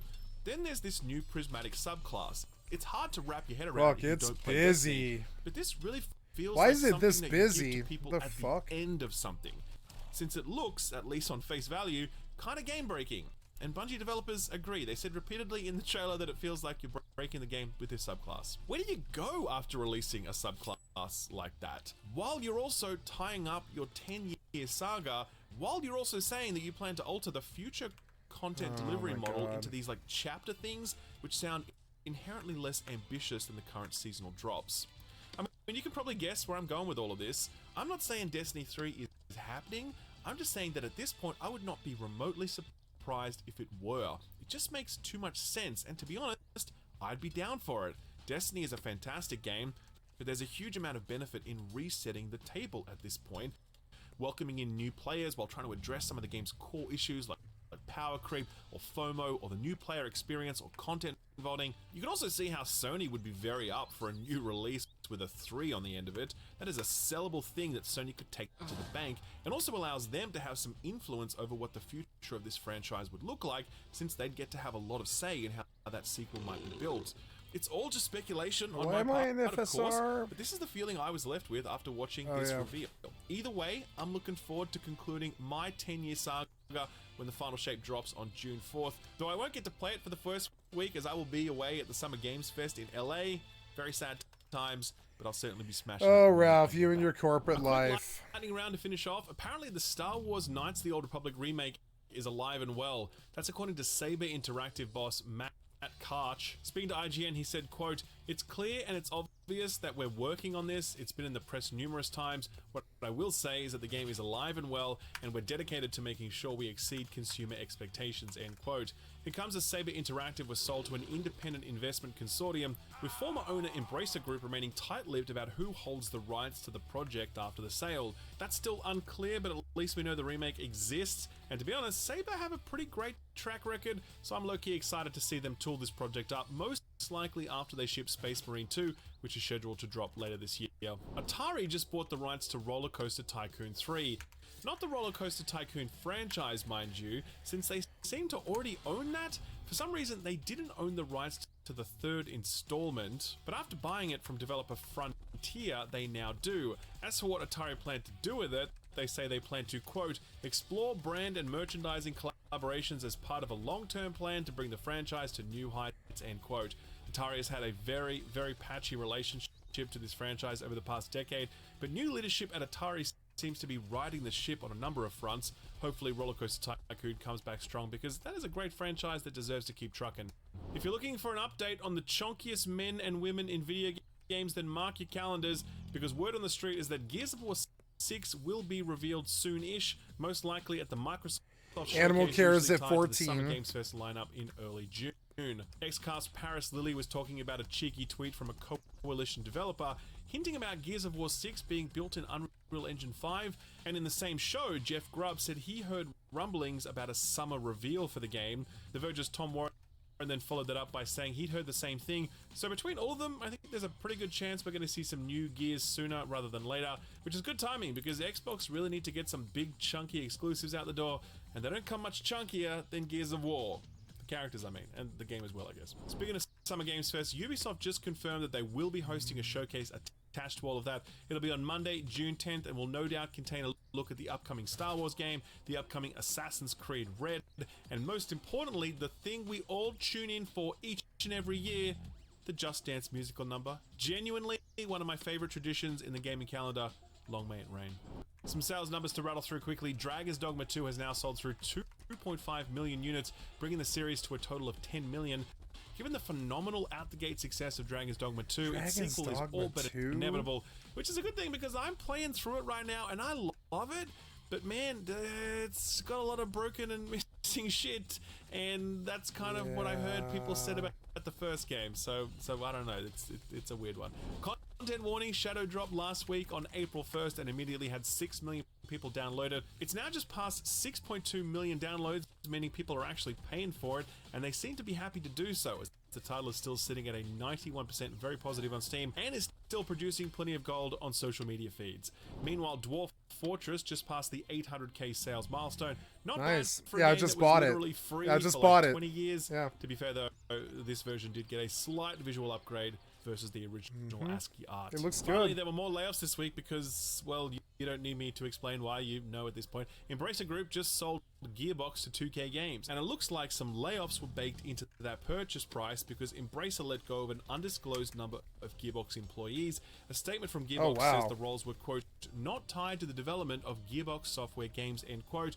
without specifying what that meant. And you absolutely cannot trust words like that, since more often than not, senior management will say shit like, QA is not a core part of the game development process. It's unclear if Embracer will provide further information on what these layoffs entailed, but I think it's highly unlikely. Last one, Relic Entertainment went independent last week, breaking away from their previous owner Sega.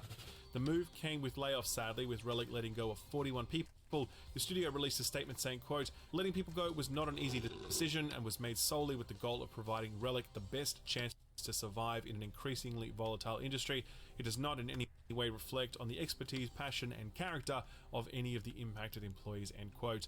An all too familiar refrain at this point. So what got announced or delayed this week? Well, the director of Dragon Age Inquisition, a guy by the name of Mike Laidlaw, he left BioWare and partnered up with a number of veteran AAA game developers to form a new studio. The studio was called Yellow Brick Games, and they've been at it for some time now, though we never knew what they've been working on. This week, they reveal what they've been working on. It's called Eternal Strands, and it's a third-person action melee game with a little bit of physics stuff, a little bit of monster climbing, and a whole lot of Fortnite visuals. Yellow Brick described it thusly, quote, at the heart of Eternal Strands beats a revolutionary new system for gameplay interactions, heat spreads, cold chills, and real-time destruction allows for unprecedented reactivity in combat, end quote. Personally, this reminds me at least a little bit of Immortal Phoenix Rising, and since Ubisoft won't ever give us a sequel for that game, I guess I'll have to settle for this one instead. There's no release window for it yet, so don't expect it anytime soon. Here's one that looks particularly excellent. Crush House is the latest thing from Devolver Digital, developed by Nereal, makers of Reigns and the recent Card Shark.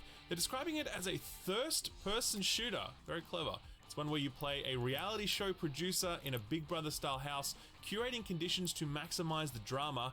This isn't just a sleazy version of The Sims, mind you. The Sims is sleazy enough as it is, thank you very much. No, Crush House also has something sinister lurking under the surface, as all is not what it seems to be in this Mojo Dojo Casa house. Crush House doesn't have a release date yet, but it will arrive sometime this year. Instruments of Destruction is one I've been tracking since it launched into early access last year. 7K. Remember Blast Corps from way back in the Nintendo 64 days? I do. This is probably the closest thing we've seen to it since. It's a game about using vehicles to destroy as much as possible in as little time as possible. The game utilizes a really sophisticated destruction model that goes super hard when you hit the right load-bearing pillars. During its early access period, the reviews have been excellent the entire time. It's currently sitting at 94% very positive on Steam. The team just announced a release date for 1.0, and it'll arrive on May 10th exclusive to PC. Scold Against the Black Priory is going straight for those nostalgia berries. It's a PC RPG looking to channel the feel of classic stuff like Ultima. This actually has a fair amount of buzz around it from the old school PC RPG folks, and the trailer is mighty impressive to boot. It's from indie label Raw Fury, who generally maintain a pretty strong track record.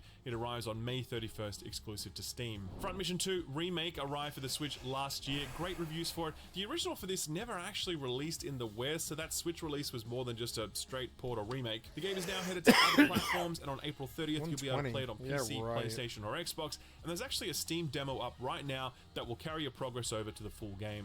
And finally, biggest announcement of the week is that Nightmare Kart has an official release date. The title actually had a release date earlier, but Sony politely requested that all reference to Bloodborne be scrubbed from the game before release, and the developer was only too happy to accommodate, since they were just glad that Sony didn't pull a Nintendo or a Rockstar and shut the whole thing down. Don't worry though, Nightmare Kart is still unmistakably Bloodborne, only without the threat of a DMCA strike hanging over it, and it is still free. It'll arrive for free on May 31st, PC only. So what came out last week? Well, Biomorph released exclusive to PC. This is that hand-drawn Metroidvania with a lot of Hollow Knight energy. Only a handful of Steam reviews out for this one so far, but they're 90% very positive. Tough to find critic reviews for this one, actually. There's literally only one up at the time of writing, and it's from Slant Magazine. They scored it a 60, saying, quote, Biomorph itself sometimes seems like a group of cyborg dogs and ghostly farmers. Cool ideas stitched together, lumbering about in search of more purpose than find and reactivate 4 generators, end quote. Bit of a strange write-up, not exactly a stirring endorsement. Maybe wait for a few more reviews to roll through if you're eyeing this one. Botany Manor is that first-person garden simulator and puzzle game where you serve as a groundskeeper in the Victorian manor. This one is meant to be pretty damn fantastic. No Steam reviews out yet at the time of writing, but the review embargo broke overnight, and the game is sitting at a mighty 84 on OpenCritic, 100% of critics recommending it. IGN scored it an 8, saying, quote, clever cues entwined with Botany Manor's charming Old English setting to make for a light-hearted first-person puzzler worth tending to, end quote. Press Start also really enjoyed it. They scored it an 8.5, saying, quote, Botany Manor is a delight. It's sweet, succinct, and serene, packed with clever puzzles that reward thoughtful exploration and engagement with its narrative. At a little under 3 hours, it's the perfect lazy weekend getaway for those that like to stop and smell the flowers as much as they like to enrich the soil of their mind, end quote. A nice little surprise, that one. If you're at all interested, it's available on the 10th, but there's a demo up for it right now on Steam, allowing you to try before you buy, and perhaps more importantly, this is on Game Pass. So yeah, very easy to get your hands on this one.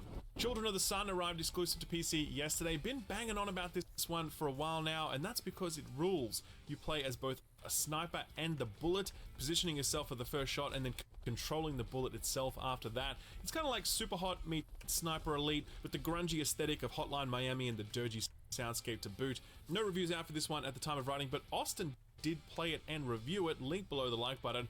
Austin really enjoyed it. It's very much what it says on the tin. A clever action puzzler with a core gameplay loop that gets more interesting as time goes on, but it does have a cap that stops it from reaching the greats of stuff like Hotline Miami or Inscription or the recent Balatro, games with a hook so deep, so surprising, and so addictive that they forever burn themselves into your memory. Still, Children of the Sun delivers exactly what you might hope, and at a 6-hour runtime with plenty of replayability courtesy of leaderboards, there's plenty of bang for buck in that modest asking price. It also happens to run beautifully on Steam Deck, so feel free to enjoy it there as well. So what's coming out this week? Well, biggest release of the week, in my humble opinion, is Broken Roads from developer Drop Bear Bytes. Oh, that finally hit, huh? If you play Disco Elysium, then you might be interested in this one, as it too is a narrative-led RPG that's more about the talky than punching on, as we say here in Australia. And that matters because Broken Roads is set in Australia, a really beautiful rendition of outback landscapes and townships. The sort of setting that you just don't see in video games, because who sets a game in Australia? Other than the time that Forza Horizon did it, which was actually pretty cool. Broken Roads has had a very, very patchy road to release. They were initially published by Versus Evil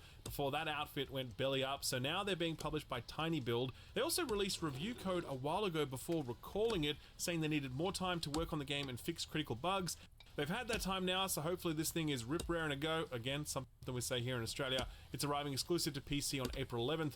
We'll check back in on the reviews next week. Let's Revolution is a vibrant roguelike puzzle game, not unlike Minesweeper, but with an even better story. Don't sleep on that Minesweeper lore, by the way. Let's Revolution was nominated for Game of the Year at last year's South by Southwest convention in Sydney. It's got an Open Critic score of mighty 90, and it got that score because it released on PC last year, but on April 11th it'll hit all consoles. Speaking of console ports, Grounded arrives on the Switch and the PS4 and 5 on April 16th. You guys know the story with this one already, so no need to rehash it. Fantastic game, arguably one of Microsoft's best exclusives for this generation. Exclusive no longer. One more console port to round things out. Planet of Lana is a really gorgeous narrative platformer with a wonderful soundtrack. It was previously exclusive to PC and Xbox, but on the 16th it'll arrive for PlayStation and Switch.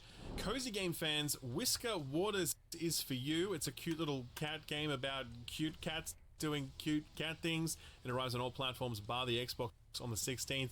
VR headset owners, a new video game has arrived. I phrased it that way because VR game releases are feeling fewer and further between at the moment. This one is called Soul Covenant, and it's a first-person melee action game.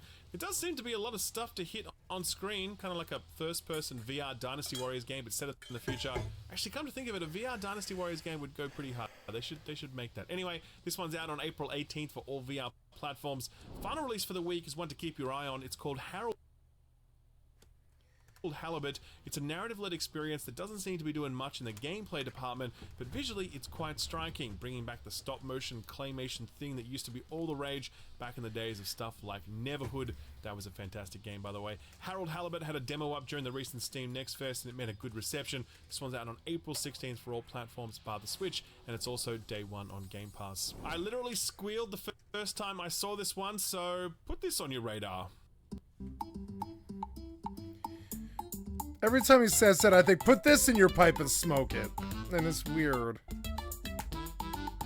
I don't know if you guys are old enough to remember the greatest driving game of the entire 16-bit era, that being Micro Machines. But your boy certainly remembers, and honest to God, they were some of the best times I had playing games with my brothers, sitting cross-legged on the carpet. Whoever dies gets off. Youngest brother gets the Mad Catz controller because as the eldest, the first-party controller was my birthright. Micro Machines was a game in and of its time, but all these years later, it seems like someone believes that that time should come again.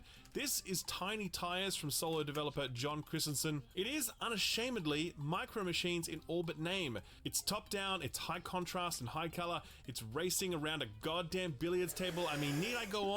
The core of the gameplay seems to be totally intact as well, with a very physics-led gameplay model that prioritizes precise positioning and drift over things like speed boosts and power-ups. It just looks so damn perfect, and there's absolutely no way that I'm not grabbing this one the moment it launches and leaving it permanently installed on my Steam Deck. If this one interests you as much as it does me, then you may want to wishlist it, and to make that easy, I've left a link to it over on my Steam Curator page, which also has links to all of the other Put This On Your Radar stuff I've recently covered. I'll leave a link to all of that below the like button. Sort of free stuff time now, and it being the second week of the month, you can grab your PS Plus stuff since it is now live. Speaking of PS Plus, some additions to the PS Plus Premium catalog, not the Essential. Dave the Diver was one of the best games of 2023, and it joins the Premium tier on April 16th, and the brand new upcoming Metroidvania Tales of Kenzaru Zao will also be joining as a day one release when it launches on April 23rd. Studio boss and project lead Abu Kabar Salim was very excited to announce that on Twitter this week. Definitely don't miss Epic's epic haul this week. Right now you can still grab the sort of okay Thief from 2014, as well as the rather excellent Outer Worlds Space's Choice Edition, which includes both of the very worthwhile DLC. All of that for $0.00.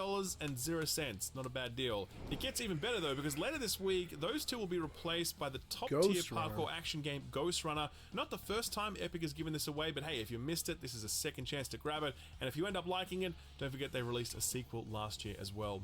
Game Pass got its refresh, but we covered that off last week. Don't forget to check out both Botany Manor and Harold Halibut, which are launching day one. I'm gonna play Borderlands 3 today. Amazon Prime Gaming's April lineup is pretty solid. Right now you can grab MMO Black Desert Online, as well as the often hilarious Chivalry 2. Next week they'll be giving away Fallout 76. They say you can't look a gift horse in the mouth. That's good for but 76. I don't know about that.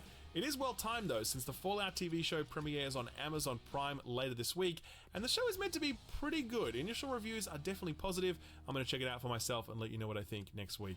Our feel-good story for the week is, I don't know if it's feel-good, but it's definitely funny, at least a little. Recently, Tekken boss Harada-san shared some interesting thoughts on young people and why he thinks they prefer team sports over 1v1 style competitions. Speaking to the AIAS Game Maker's Notebook podcast, Harada was speaking to the former Sony boss Shuhei Yoshida. During somebody wins, somebody loses. Harada both don't learn. Young people prefer team sports these days because when they fuck fail, fighting each other. It feels bad. Yeah. It's a long quote, but it's worth it, so stick with me. Ready? Quote: "In Japan, and probably in most of the world, my generation is a big one. It makes up a good chunk of the population.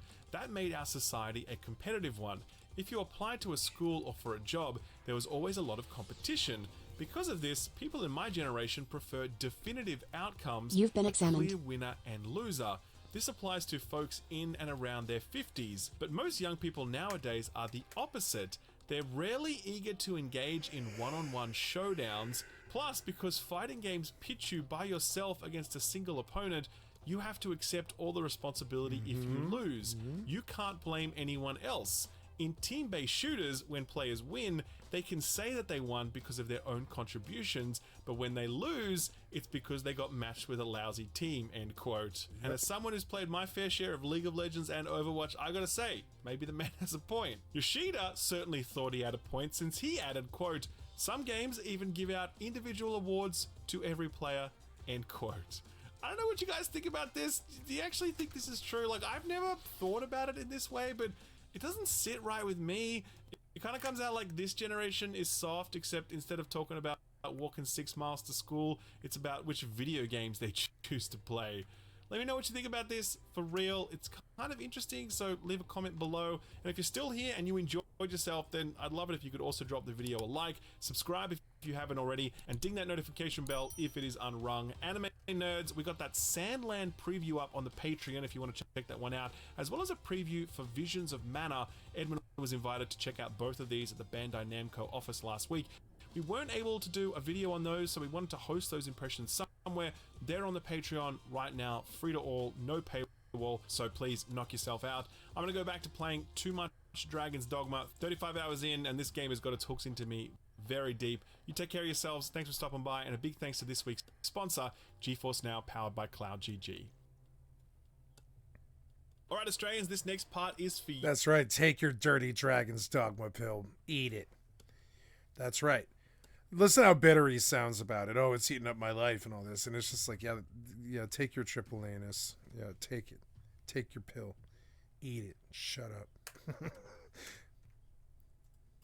For me personally, PC gaming is where it's at. The 30 FPS cap on console games, I am not about it. When I play, I want 60 FPS or more. When I play a shooter, I want a keyboard and mouse, and depending on what I'm playing, a bit of ultra-wide action is also nice too. But I'm well aware that the costs associated with PC gaming are not cheap. Buying a top-end machine will set you back thousands of dollars, and that's just a fact.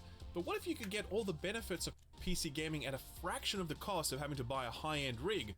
Well, you can get those benefits at that fraction of a cost thanks to this video's sponsor, GeForce Now powered by CloudGG. We've had GeForce Now powered by CloudGG for a while now, and it's always been fantastic because it's the most affordable path into PC gaming, completely removing both the upfront costs and the ongoing costs associated with maintaining and upgrading your machine. If you're unfamiliar with it, GeForce Now is a powerful gaming platform that lets you play hundreds of games through the power and magic of the cloud, meaning you can play those games on your TV, your old outdated PC, your tablets, and even your Apple devices. This is possible because GeForce Now does all of the graphical processing in the cloud and just beams you an image, similar to something like Netflix. So if you have an internet connection at 15 megabits per second or higher, you can start playing games through the cloud on almost any device through either a dedicated app or through a web browser like Apple Safari.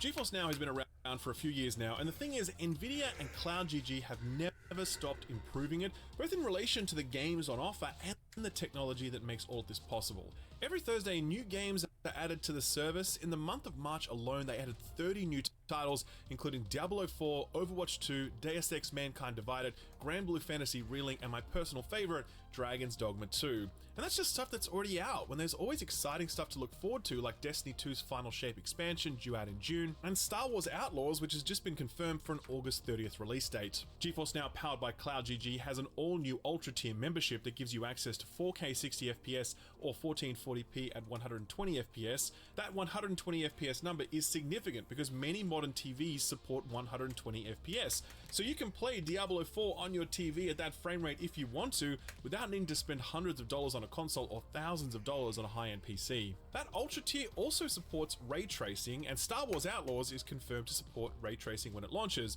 With GeForce Now powered by CloudGG, you can enjoy those advanced settings without having to spend like $5,000 on a new PC. Best of all, you don't have to buy your games twice. These games are pulled from your existing libraries, be it Steam, the Epic Store, or Ubisoft, meaning that you can continue to buy games wherever you please, but play them through the power and convenience of GeForce Now. There is a free trial available all the time, allowing you to test this for yourself, and for less than the price of a cup of coffee, you can get a full month of the basic tier membership, giving you the chance to stream games on the fly with ease. If you find yourself loving it and using it often, you may want to check out that Ultra Tier, giving you next-gen features like ray tracing, 4K 60 FPS, and ultra-wide. PC gaming is, I think, the best way to go about it, but the cost of entry is often intimidating, and you have to worry about upgrading your hardware and troubleshooting issues, etc.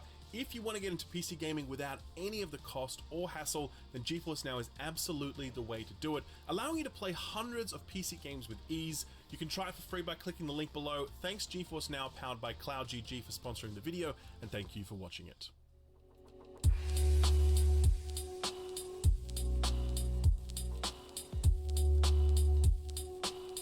It was good. Thank you so much for the extra content for my stream.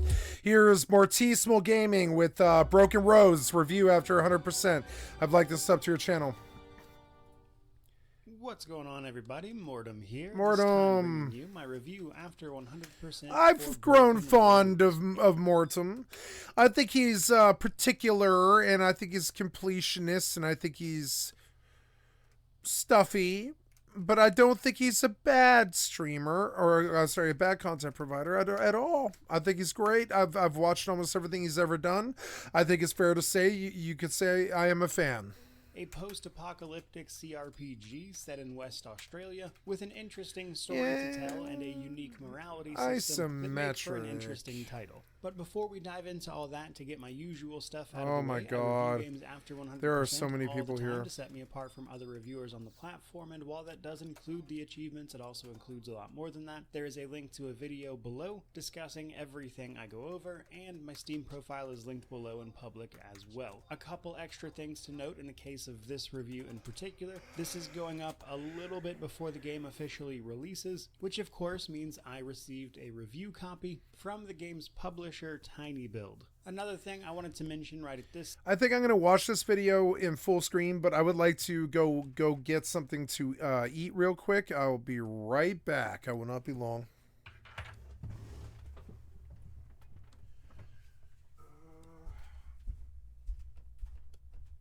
Time for lunch. Let's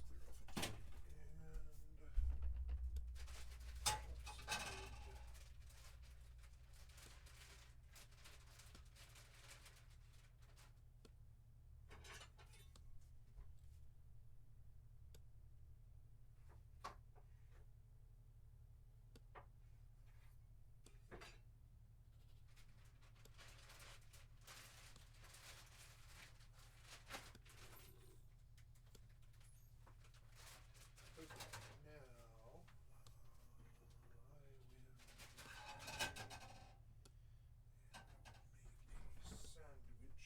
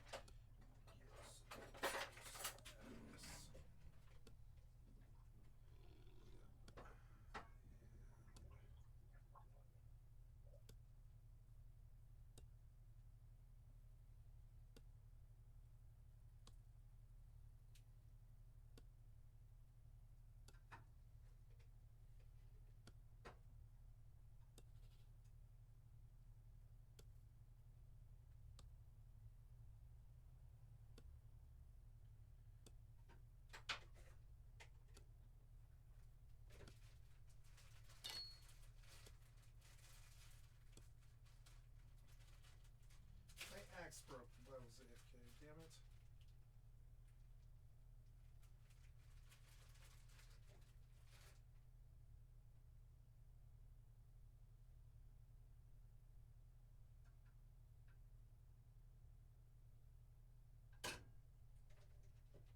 Oops.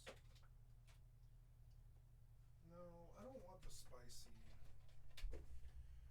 sandwich. Yep. Almost done, guys. Sorry. Just gotta get ice for water. Ice for water.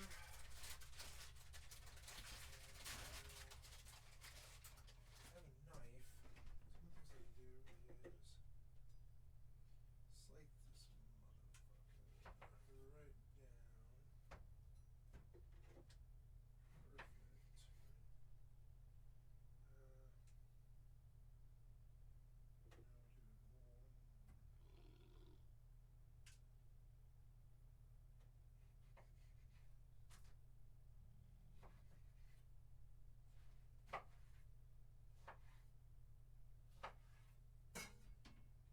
Oranges,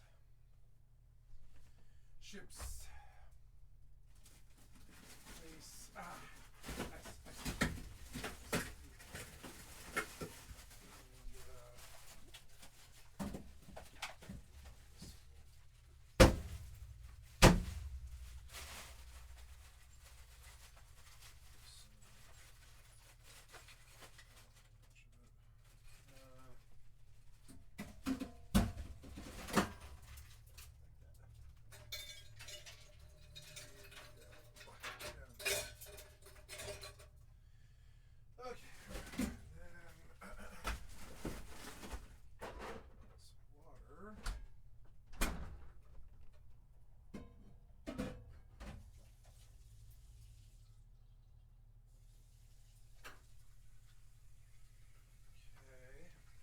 Okay, lunch is ready, and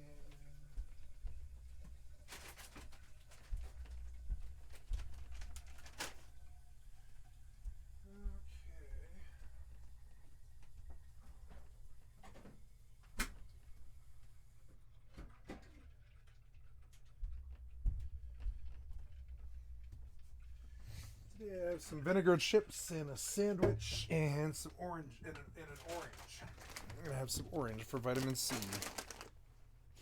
Let us see this game that Mortissimo was talking about. I don't intend to buy this game, but I think it looks interesting. See,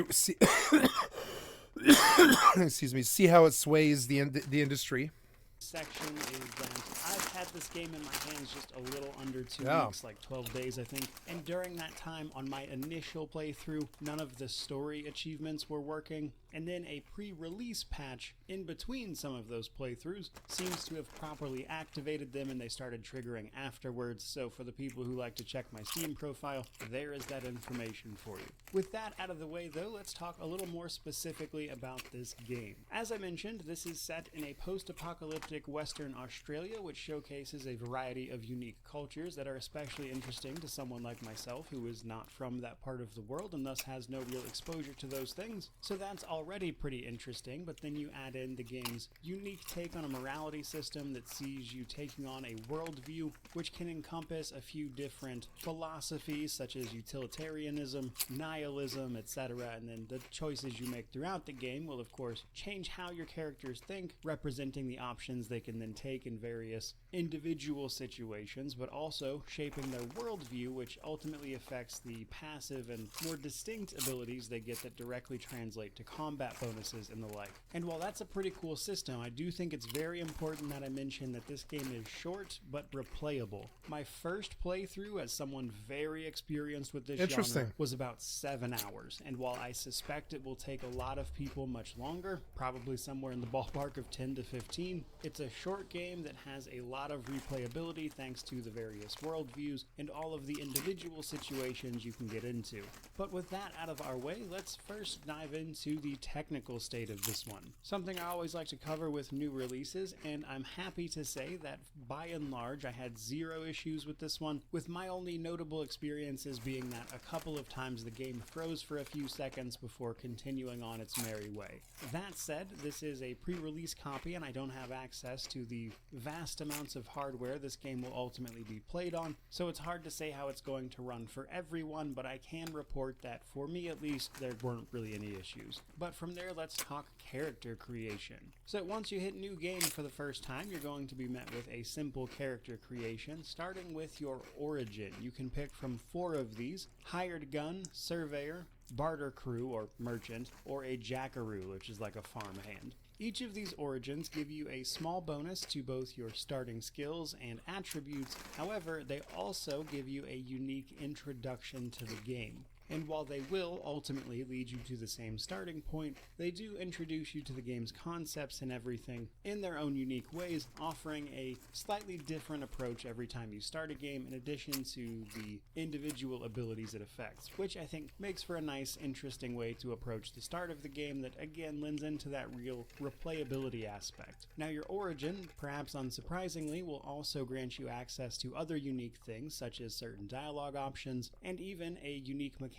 In the case of the barter crews, they can find jackpot items that they can sell to interested parties for more than they would normally be worth. So a decent bit going on there. Next, you'll pick your appearance, and this is relatively limited as you only have 8 preset options to choose from, which probably isn't surprising given the indie nature of this title. But then we come to the morality screen, or the moral compass. Now here in character creation, this comes down to answering a handful of questions to decide your initial worldview and philosophical leanings. You can answer these however you like, and the answers you choose later on throughout the game will of course have an effect on this as well. The important thing to know is that this is a compass-like system, so it's divided up into the 4 quadrants there, with the golden arc in the center being your worldview. These are where you sit in relation to these individual philosophies and any passive ability from those philosophies that is highlighted in the middle of that golden arc will of course be active, and what's more, based on your responses to individual things throughout the game, your worldview can either shrink or expand accordingly. So there is a bit of nuance to this system outside of just the basics.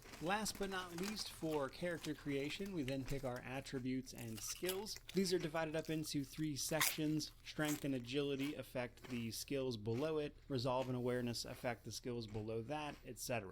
Most of these are pretty straightforward and do what you would expect, though I will mention that increasing an attribute does also increase the associated skills as well. Oh, and wow. there are skill checks both for the individual attributes as well as the individual skills. For the most part, though, feel free to spin these how you please. Most of them are very self-explanatory and do exactly what they say they do, and you can complete the game both guns blazing or a more pacifist-oriented route alongside just finding unique solutions to individual problems, so there's not really a right answer here. Realistically, I think the only one worth explaining is the punt skill. This actually allows you to spend punt points on increasing your odds to be successful at something, which is most impactful if you just kind of barely come up short against the check, which I thought was kind of interesting, but otherwise, not much to say on this front. Now from there, let's get into the story setup and my thoughts on it. Now, as this is technically going live a little bit before the game actually launches, do be advised of spoilers, both in terms of contextual stuff and just generally what I'm about to say.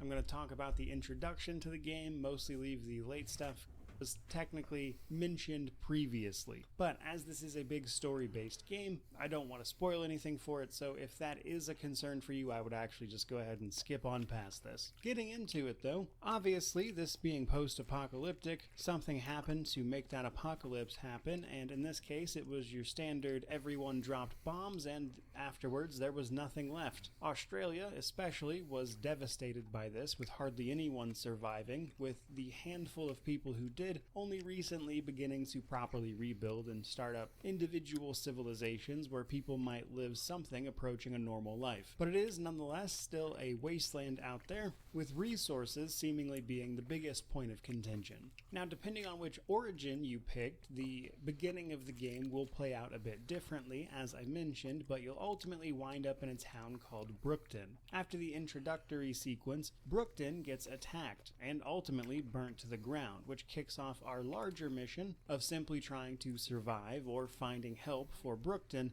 by following a few people onto other civilizations in an effort to get by and seek help for the fallen town of Brookton and its survivors. Along the way, however, you'll find out that this wasn't just an ordinary attack and is in fact part of something even bigger, which naturally forms the bulk of the game's plot. And while I don't want to spoil it, I will say that generally speaking, I enjoyed it quite a bit. It is short, as I mentioned, That's cool. but it's very replayable with a lot of, I would say, really interesting events that you can find along the way that can have a very wide variety of outcomes based on your skills, your worldview, and a handful of other things, such as simply the choices you make. And so because of that, any given story beat typically has a lot of different outcomes, and there's a lot of fun to be had seeing those play out. But I will say the game goes in a very different direction than I was expecting it to, because while the game does seem very initially grounded in reality, and for the most part it definitely still is, it does take a surprising turn fairly early in the game, right into the supernatural, with things like magic abilities that can augment what you're capable of doing in combat, which of course has broader narrative implications at the same time, which just really isn't a place I was expecting this particular game to go, and while not unwelcome, certainly felt a little bit odd, I suppose. Beyond just that though, I will say that there are a variety of different endings, as you might imagine, many of which are simply going to reflect upon your journey through this individual wasteland, but I would say it's more of a shades of gray situation than a good or bad situation. Realistically, you're simply presented with the outcome of your choices, and how you feel about that is largely up to you. Overall, I would say it was a pretty satisfying journey, maybe not as memorable as some of the CRPG greats to be sure, but overall I thought it was well told. It explored a lot of cultures I'm unfamiliar with, which was inherently interesting to me. The worldview system was unique, and that plays into the entire narrative obviously a great deal,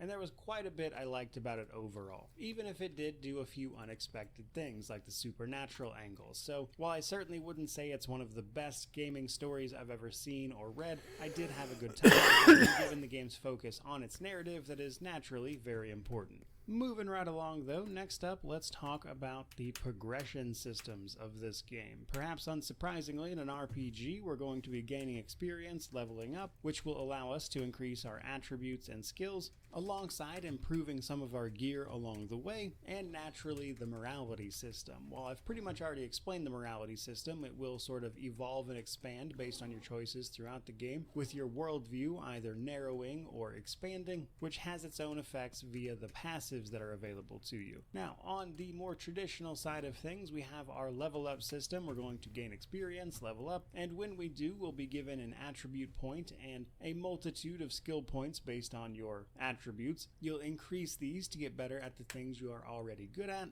and while you can take the skills past 100, I never really found it all that useful. At 25, 50, 75, and 100, you will get some extra passive effects from those skills, and as I mentioned, they're using a wide variety of skill check, and then things like shooting mastery have more direct benefits, like for instance accuracy in combat, with other skills still granting you things that are also useful in combat, like vigilance effectively giving you... This was good, but it's boring me. I'm terribly sorry. So I'm going to fish out the video that I started earlier today. Crazy, huh? Which would be worse? To live as a monster? My name is Edward Daniels. To die as a good man. So listen, I don't know. I think I want to go. I think I want to go towards the gaming here. Way too quick. It was a good video, but I don't know if I want to do it again.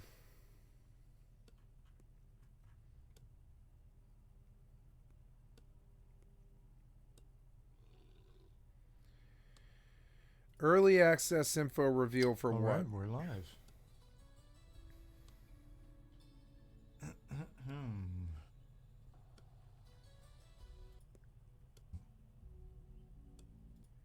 That's, I think.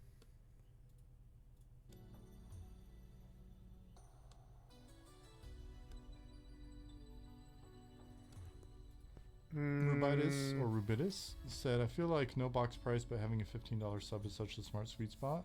What made you all come to that price? It just makes sense, I think. Actually, it felt like it's pretty common. Matter of fact, it feels like it's such a common thing that you saying that just now makes me wonder if I'm so bad at missing jokes.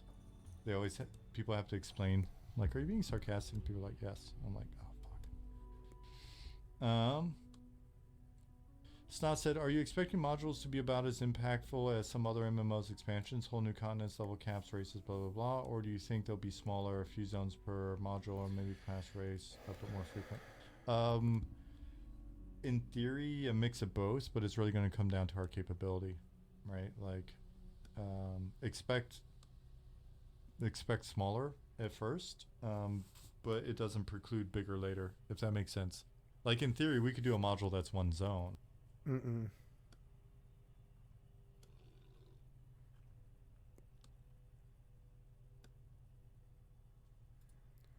Here, Elder Scrolls Online is fixing my biggest problem with it. Thank you, Outside Xbox. I've liked and subbed to your channel. Welcome to Outside Xbox and brand new footage from upcoming Elder Scrolls Online expansion chapter, The Gold Road. It feels like Bethesda was worried you might forget that it's called The Gold Road, so it's made all this footage as gold as possible. This is the most literal game footage we've ever been given. As an on-again, off-again ESO player, I'm particularly excited for The Gold Road, which releases on PC in early June and consoles in mid-June, because it's fixing a problem I've had with The Elder Scrolls Online since its original release 10 years ago. More on that, and some more on that gold footage tease. in a moment. Cock What you want tease. to know is that I don't have a lot of problems with The Elder Scrolls Online as it currently stands. I do. Since the game launched a decade ago, it's turned from a fairly generic MMO into a pretty impressive Elder Scrolls experience that just happens to also be an MMO. The addition of a first-person perspective early in the game's life meant that filthy ESO casuals like myself could get fully immersed in the world in the same way that we did in those landmark RPGs Oblivion and Skyrim. Okay, one of the first No, you things can't, may because the notice game was is that Nick generic. is playing in first-person mode, so really important First is person to get in that mode. first-person mode. The 1 Tamriel update in 2016 ditched a bunch of MMO baggage and allowed players like me to dip into the game and explore any area of the enormous game world with any of my friends without having to worry about what level or alliance I was. Welcome to 1 Tamriel.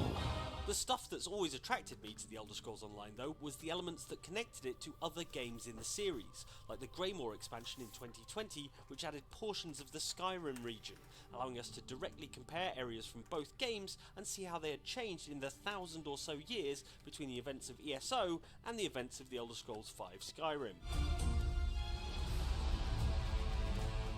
The answer is, not much, if you're specifically wondering about the number of annoying Spriggans. Turns out there's always been plenty of them. This brings me neatly on to my big issue with the Elder Scrolls Online. My first Elder Scrolls game was Oblivion on the Xbox 360 nearly 2 decades ago, and as a result, I've always had a soft spot for the region of Tamriel known as Cyrodiil. This was the region where Oblivion took place, and where I fell in love with the Elder Scrolls as a series. But a darkness comes. Get to the point. The blood tide rises. And when the Elder Scrolls Online was first released, there was indeed Cyrodiil. a tantalizing chunk of Cyrodiil available, a large area surrounding the Imperial City and encompassing cities like Coral, Bravel and Shadenhall. The problem is, while that area could be explored and there were PvE quests to complete, it was a player versus player region, meaning you were at constant risk of being murdered as you ran around it. And if you know anything about me, you'll know I spend most competitive multiplayer games getting killed over and over again, which isn't a great recipe for the sort of relaxing, immersive exploration I'm looking for. Things improved a bit in 2016 with the release of the Dark Brotherhood DLC, which added a portion of playable Cyrodiil that was PvE only. But it was only a small coastal slice of the region, with 2 major settlements, leaving a large chunk still locked off in Elder Scrolls Online. Finally, in 2024, with the Gold Road chapter arriving in June, Elder Scrolls Online will have almost the entirety of the Cyrodiil region to explore. The new area, called the West Weald, includes the city of Skingrad, which featured in Oblivion. Oh, it's boring.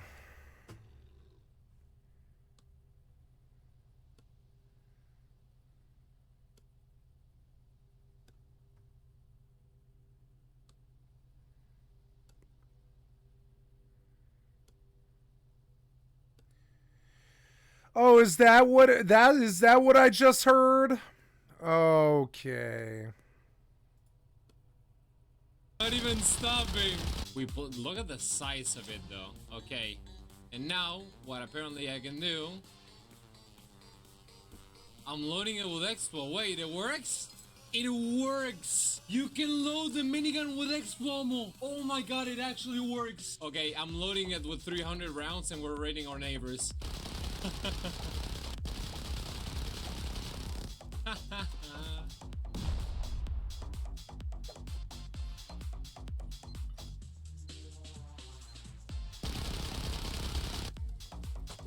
Would make the most sense down is there. Oh, they're opening it. The idea for today is to try the new military Flammenwerfer, which, from my knowledge, they only drop from some. Boring.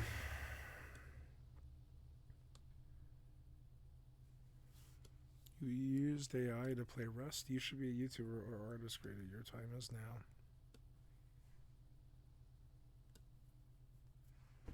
Let's hear what this guy has to say. Neil on the Rocks, or Need on the Rocks, excuse me. Become a I'd like the subject channel. Or an artist, or a Thank musician, or a writer, or whatever type of creative you want to be.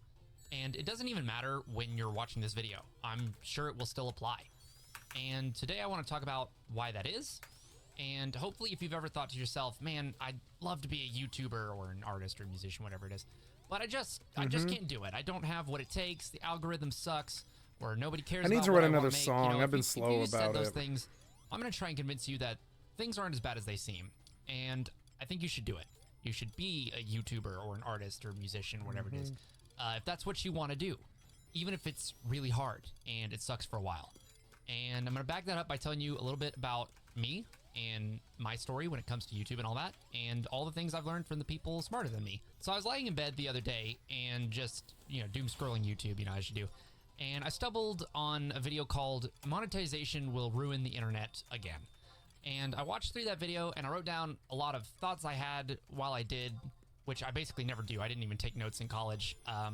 And I'll talk more about what that video had to say in a minute, but but it had me thinking really negatively about my job, which is YouTube and content creation. And with the news of Rooster Teeth shutting down the other day, and and all these YouTubers retiring lately, I got to thinking that the time to be a YouTuber is essentially over. Like, the train has left the station. But then I later stumbled on a video called Ranting About Emergent Narrative in Daggerfall. And all it was a 45-minute video of a guy with less than 1,000 subscribers at the time, ranting about Daggerfall. But your inventory is full. He was ranting about something niche that he was really passionate about. And it was just him narrating over 45 minutes of playing Daggerfall while he shared his thoughts.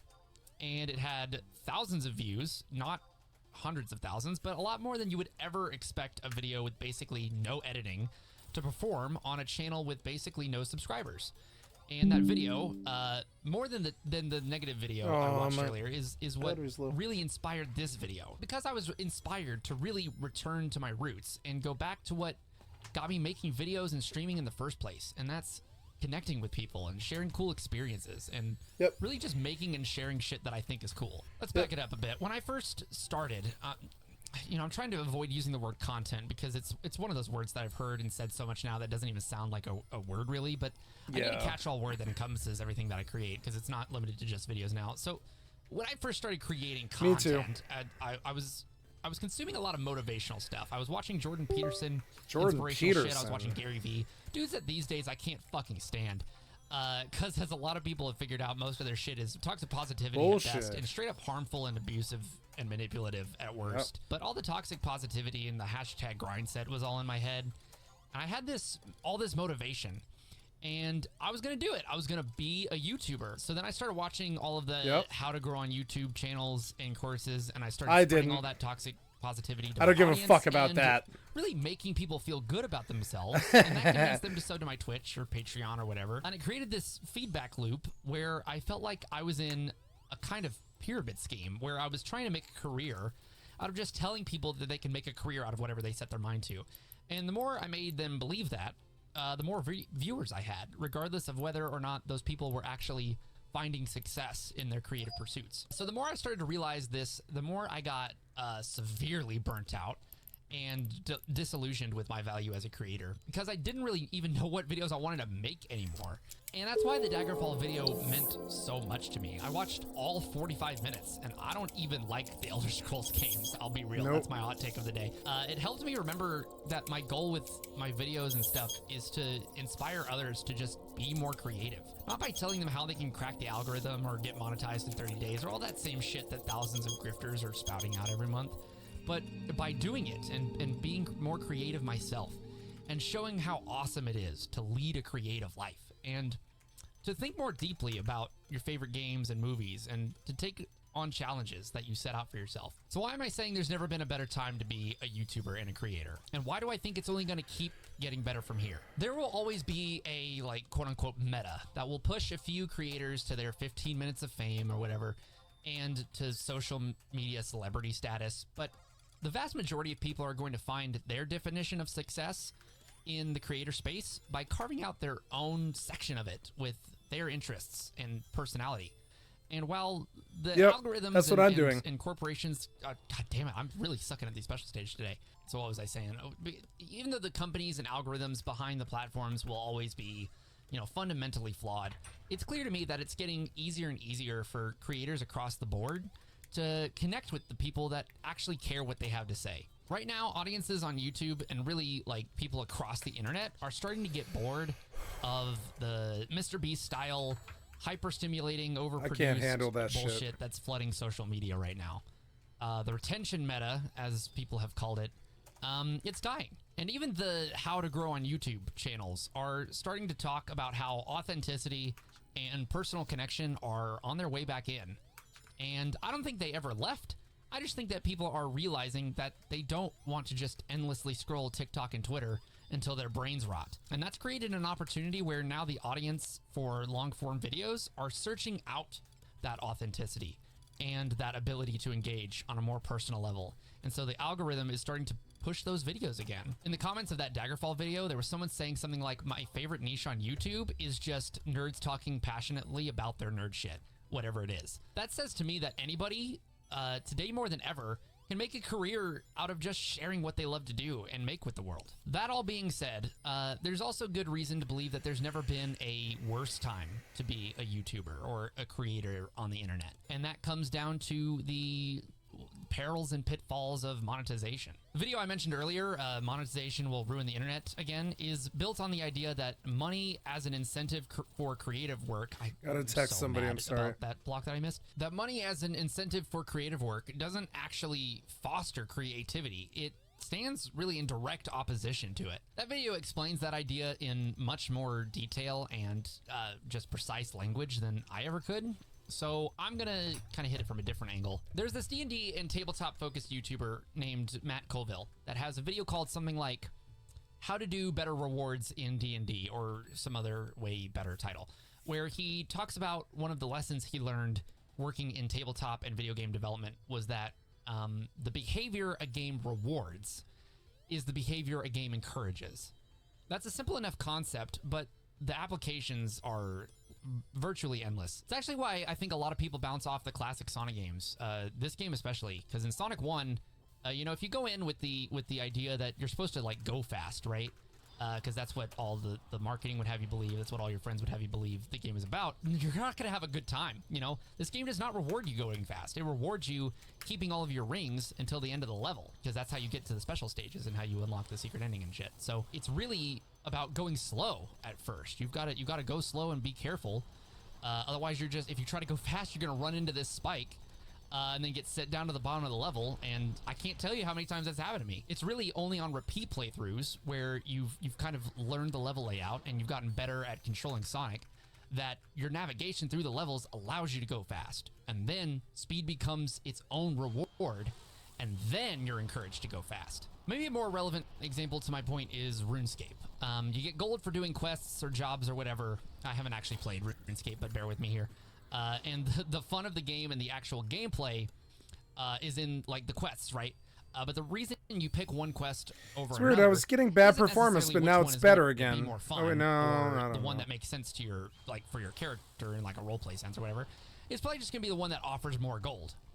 And then what happens when somebody finds the infinite money glitch? There's just no fun to the game anymore because you're not playing a game, you're just inputting a glitch. What is considered the reward is entirely dependent on what the player values. If you go into Sonic valuing only speed, you're going to be disappointed. If you go into RuneScape valuing only the in-game money, you're not going to have fun. And that's what happens when you mix money with YouTube. As soon as money is a potential motivator, it stops being about making the videos you want to make and starts being more about what videos are... I don't care about their money. I don't care. You understand? I don't care what you think. I don't care. There's nothing, like, it's brain damage. It's something, but I don't care. I don't care about that. Censoring curse words actually. I never cared about that. Now it's nice. It's nice to be able to buy games and be self-sufficient. But this world has never given me quarter. I don't know why it would start now. You know? I don't expect $1 from this world. I'm getting assistance from the government to the tune of about $7,200 a year. 74, something like that. And I'm so thankful for that. Without it, I'd be dead. But understand, it's still $7 grand a year. It's not like they're sending me 50 grand to sit here, you know?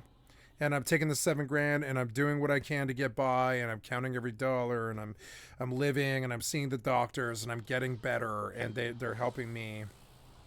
And I'm doing everything everybody's everything I'm supposed to do. I'm doing everything everybody wants me to do. Speaking of which, I want some fresh air. I'm going to pop my door. I'll be right back.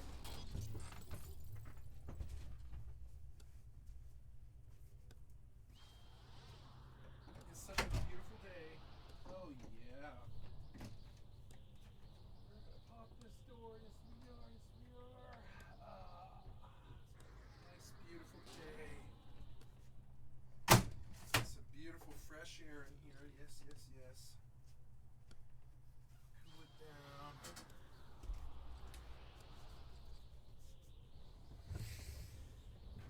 Yep. Itchy. Okay, and then more lightning for these silver rings. You make a video better, or does it just make the video more ad friendly? Does editing the shit out of the intro make the video feel more important to you?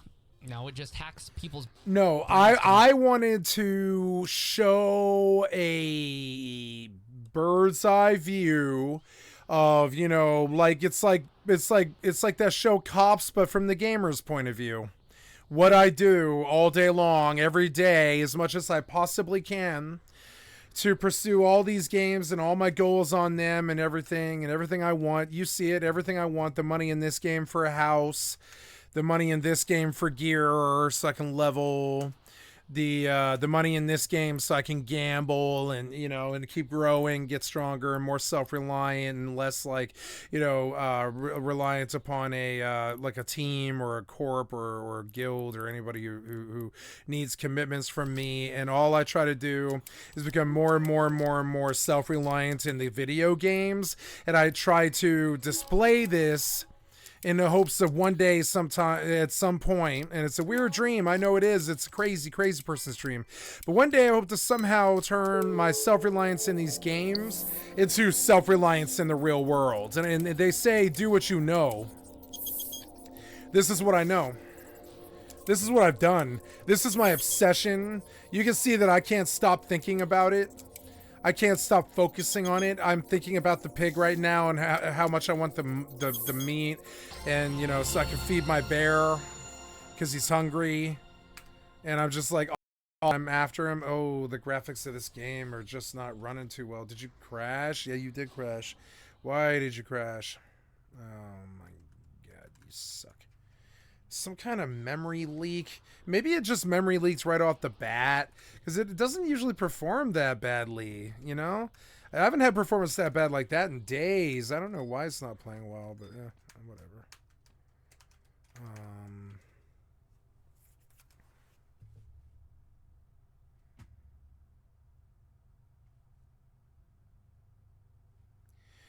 Yeah, I'm going to crack rings until there isn't any for sale anymore. I'm just going to keep cracking rings for 12, 13, like for 13K, selling for 20, making my 7K, moving on. Yep. And I don't care if synthesis fails. Like, am I not supposed to be able to do these or whatever? That's a silver ring that I'm losing. Break, break, break, break, break. Oh, when's the silver ring disenchant start? That's not good. Maybe I shouldn't have done that.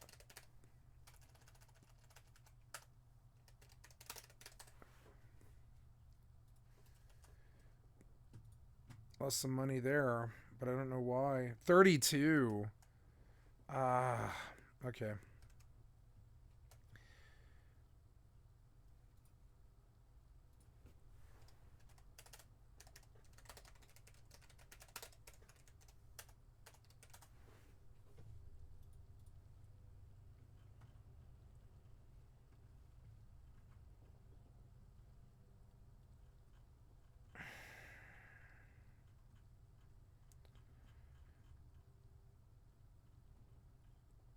Silver hairpins.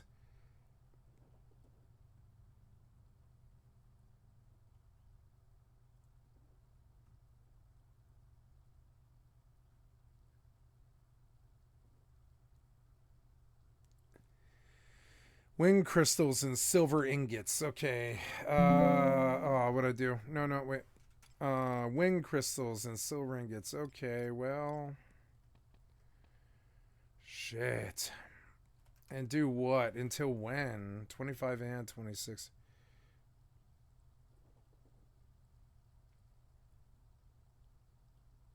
Oh, fire, copper, and silver ingot. This is not a commonly used ninjutsu tool. Some will buy them.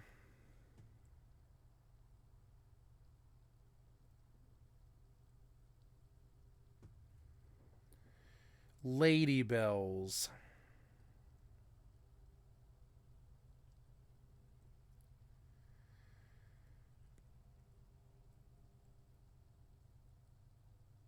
Brass ingots and Lowen lumber. Ugh. I don't know.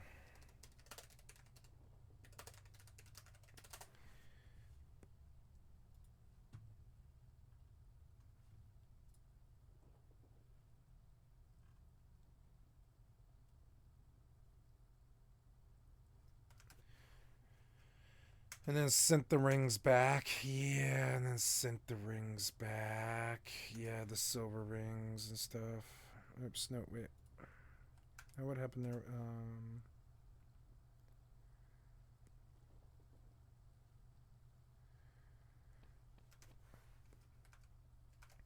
He's saying 26. Yeah, silver ring, but all of those broke. All of them. Oh, well, I'll get my skill up sooner or later, I think. We'll have to go. No, oh yeah, you're saying okay. So, you know, I don't think I like FSR compared to NVIDIA. I want to try it and see if it'll do the frame generation. TSR, ultra quality, right? Yep, and that's all I need. Save, login. Wait, I want to log out.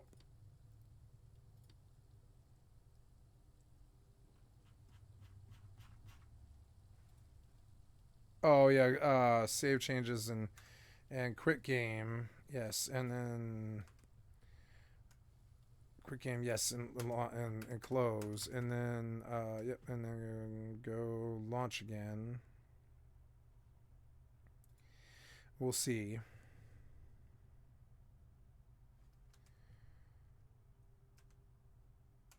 Discord, no.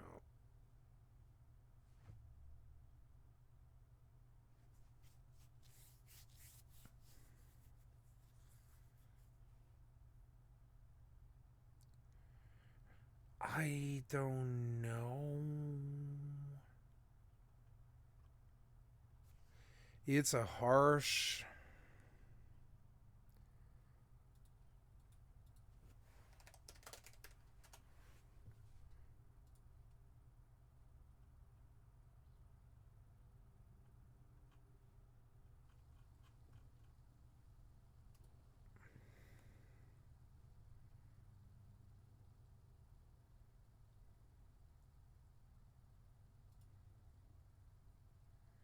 I know this guy, P. Lifer. He's a friend of mine.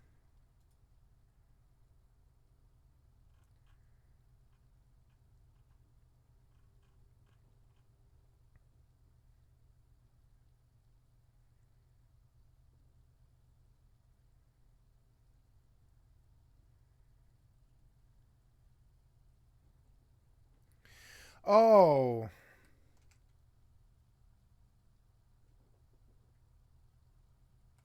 Okay, so silver to 32, and then I can just crack rings. Okay, I see.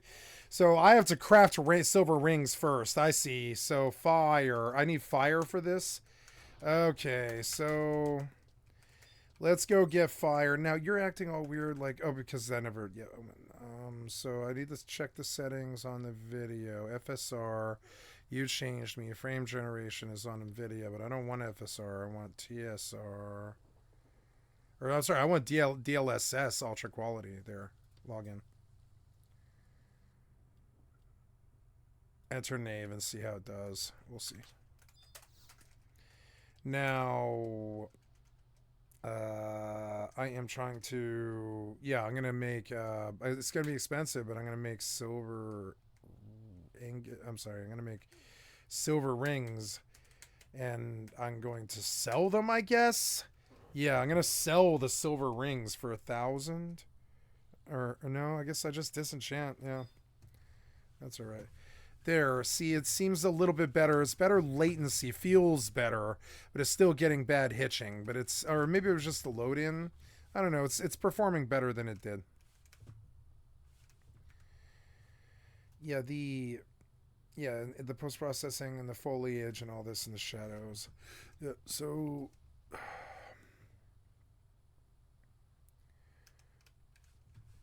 Oh good, my bear came up in level.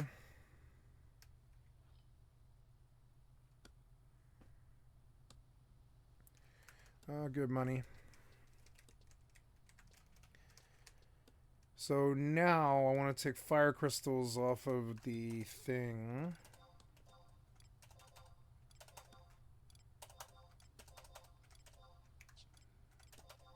Okay.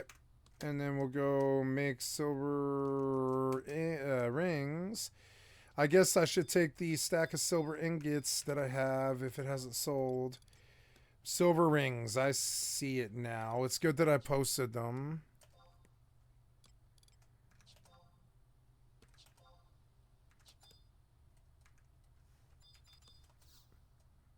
No results for page 3.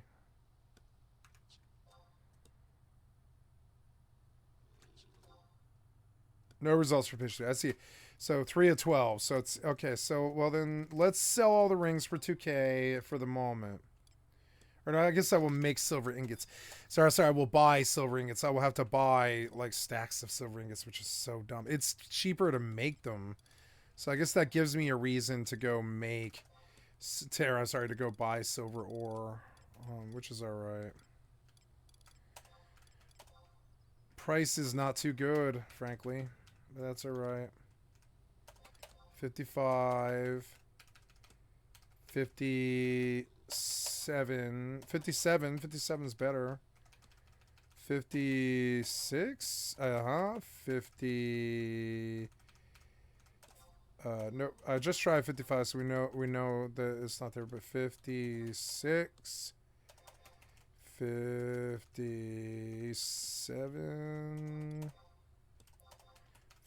50.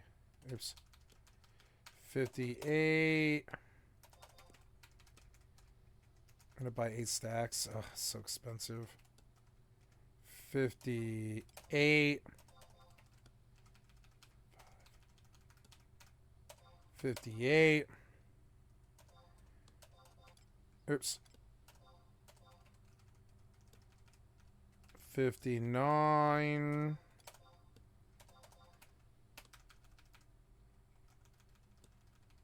59. 59. Okay, I think that's good enough for now. That was expensive. That was like 50K, but you know, whatever. It's gotta spend money to make money. 4, 8, 12, 16, 20, 24. That's 2. Yeah, 2 stacks of fire is enough, actually. I could just take the fire crystals and keep producing all the copper ingots just to pay for all the stuff that I need to do. I should do the work of it, honestly. I should take more. Well, no. I should take out whatever before the day ends. I should take whatever copper ore I can get. But yeah, we'll take 3 stacks of copper ore. That's all right. That's enough. Oh, stop. The silver ore isn't going anywhere, I suppose. Oh, someone bought out my copper. Damn it. I shouldn't have waited that long. It's all right. So now we go and we make all the silver ingots that we can. Oh, wait, I didn't get my goldsmith thing. There we go. And we will begin. There we are. Okay.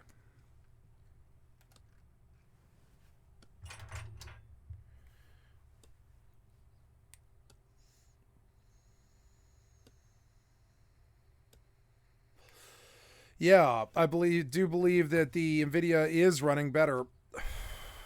The frames generation is helping a little bit. Feels much better, actually. Yeah, latency is good. Feeling better. I was on the wrong settings, I guess. FSR isn't that good. So. I don't really want to sit outside the damn sewers. I think I'm going to get on my bear and move to the other side of the town now. Been shopping in one place for too long. The hell was that? A bow shot, I think. Killed a pig.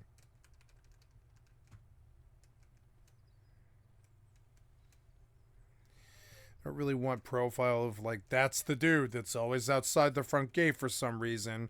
He must be a bot or rich and we're going to gank him, right? I don't want that kind of profile. So, yeah, so I just go to the other side and I come over here for a while by the guards. And I fight these chickens because it doesn't really matter. There's nothing in this game really. I mean, there is, but there's not enough. There's not enough mobs and stuff going on. It's kind of annoying. The combat's a little too clunky and slow. It's like, but I like it. It's a good game. If we don't support stuff like this, we'll never get anything else. So I support it, you know. I show up and I play it. Yeah, silver hairpins and silver rings to all the way to 32, which is fire, and silver ring at times 2.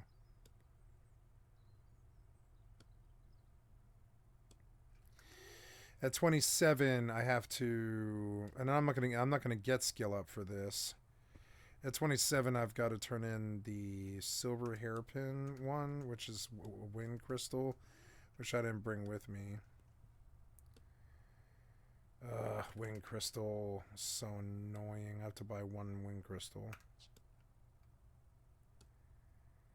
That's okay. Or I could just buy a silver hairpin, I suppose. No, one wind crystal is probably better. It'll be a chance at skill up, I think. Normal silver, normal break. Damn it. It's all raw. Attack chicken.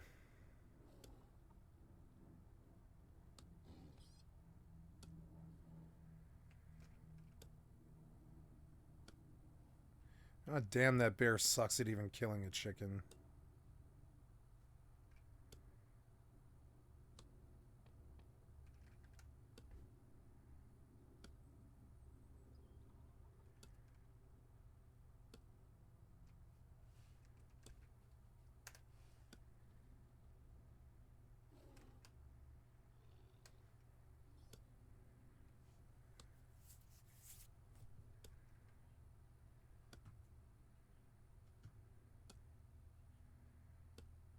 Did you kill him?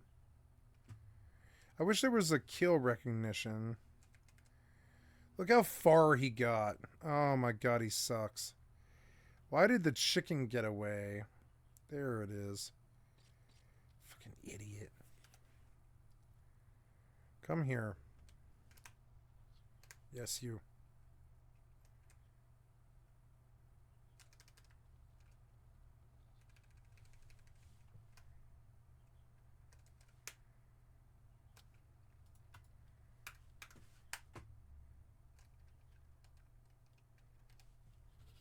I like having a bear mount. It's fun. I wish the client would play it well better with others though. A little bit. But as the computers get better, that'll get less of a problem. And more, it'll become more and more viable as like a side main. I'm noticing that sadly the Unity Rust client is playing better with others than this client is.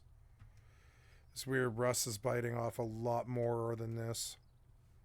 It's doing a lot more than this. Yeah, we'll start right there. But first, let's see if we can get another chicken.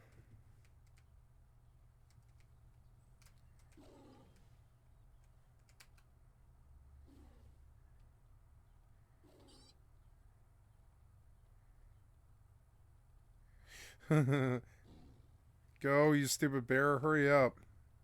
You suck at this. Finally. Damn, violent motherfucker. We got that chicken. I realize that I'm basically like such a little noob. I'm like on the beach beating crabs, you know? That's what this experience feels like. I'm like outside the town, sending bears to fight chickens and stuff like that because I don't really know what else to do at this point. I'm just trying to get money however I can and grow, and this is how you do it. Get the pig. Oh, no. Wait. Yeah, I'm not trying to kill that pig. No. I'm all good. I'm trying to kill your pig.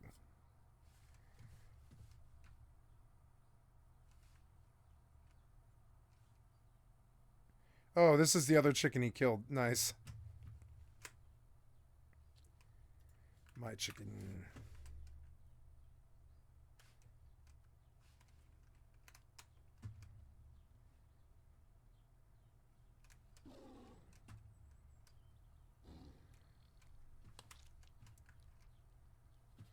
Good bear.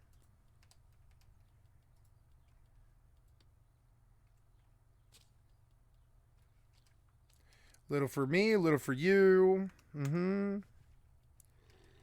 Oh, it's a good bear. He's got blood on his armor. Good bear. He's got blood on his armor. What a good little bear you are. Yes. Oh, he's so good. Let's get him a present. Yeah, you can have some nice bear meat or pig meat. I want you to kill that pig. Yes, kill that pig. Oh, that's the... Yeah, wow, the UI is a lot smaller now, by the way. I think I want to change that. So you're here right now. Can I make it like that so you don't fuck up? Yeah. And I want you to go to UI, and I want you to go bigger.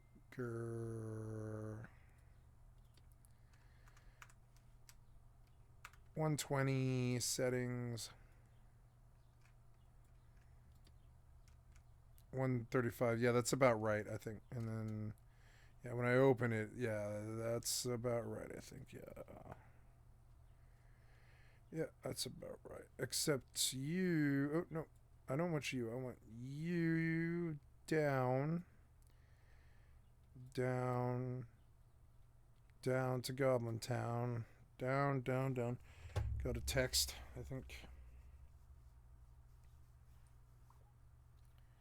Oh my god.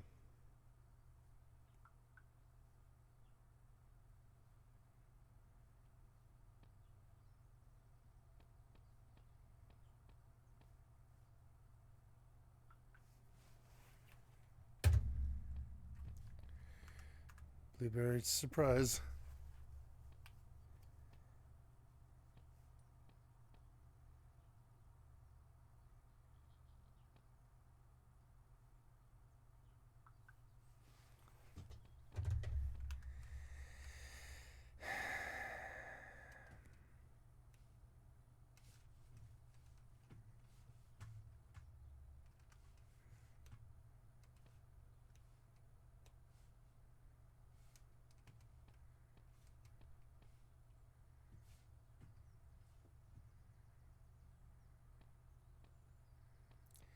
Bush pig. Go kill.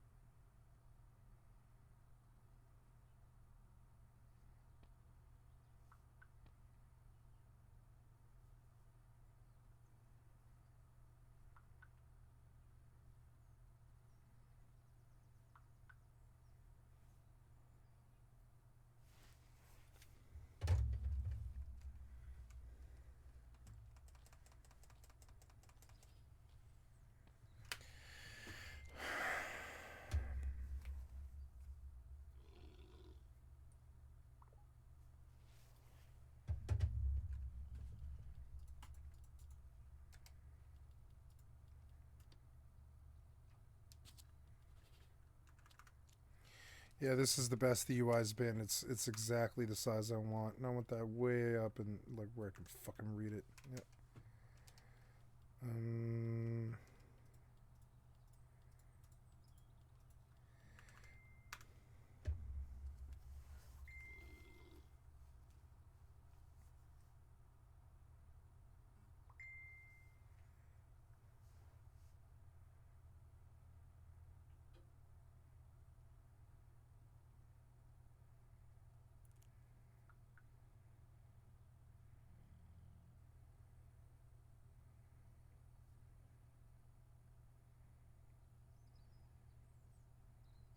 Maybe.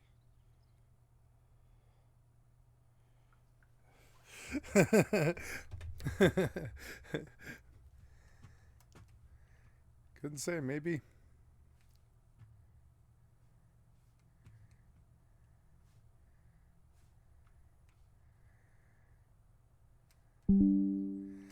Wondering what to watch next. No, I am not. Go away, you. Be gone, thought.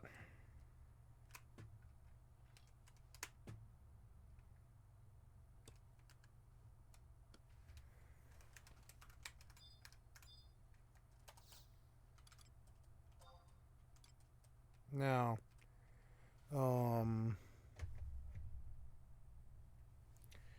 yeah, give me the bonus. Yep. And then what are we doing here? We are, yep, there, go.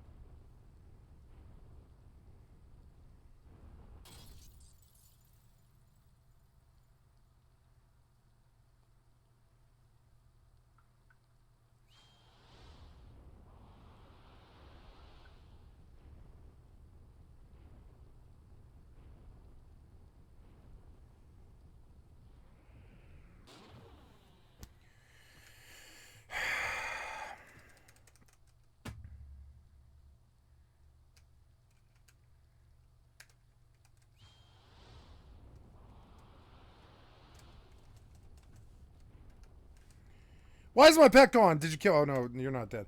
Ah, I was like, did you kill my pet? Don't kill my pet.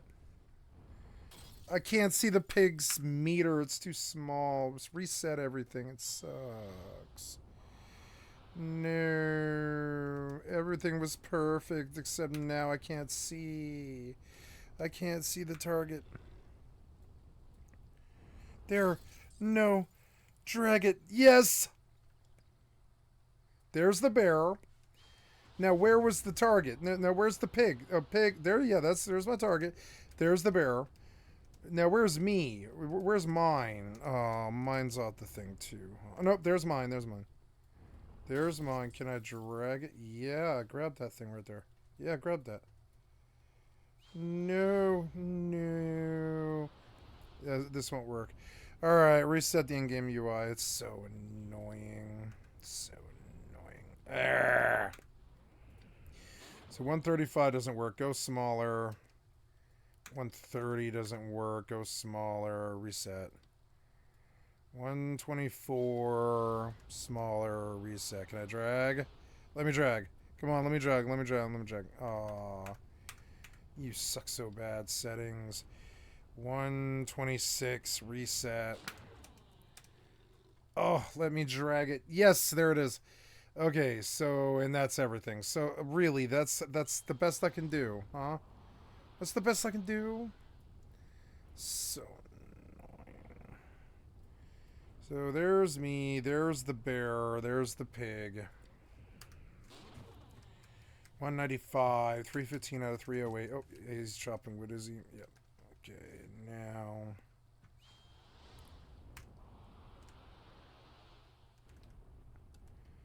Okay, you, that's right, make more stuff.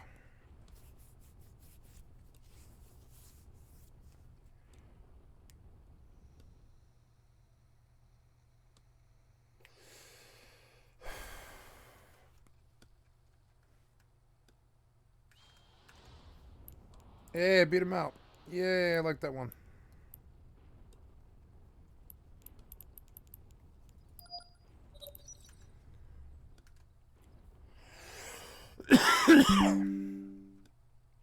I think I'm going to turn you off, Chrome notification. Now, why was this from Chrome? It's a Netflix. Oh, no, I don't want to watch that now.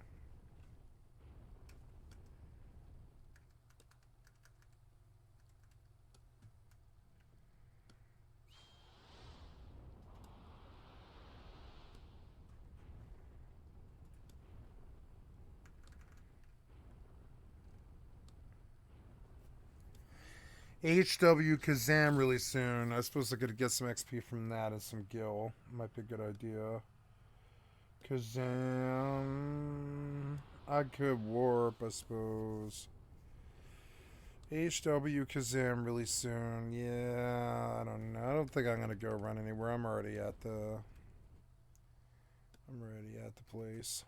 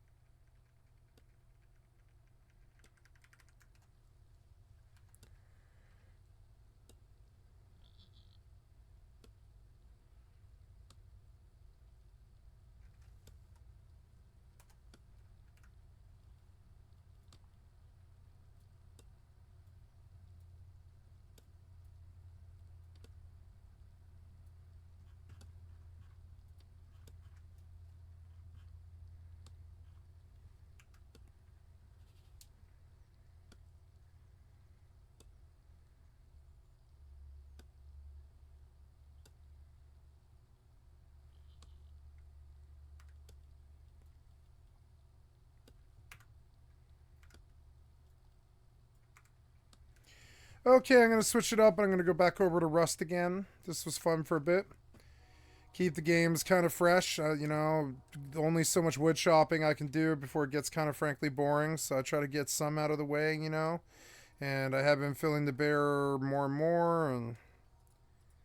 And yeah, hey, look, I got like half a bear load. And quite a lot of wood. So that's good progress. So we're going to... and I got the bear level. I got the bear leveled. So.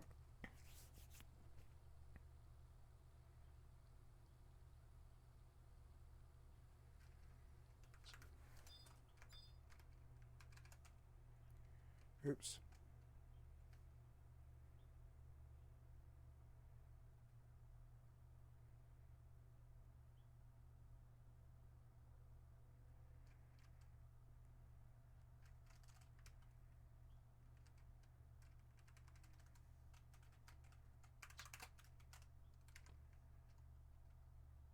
Oops. Oh well.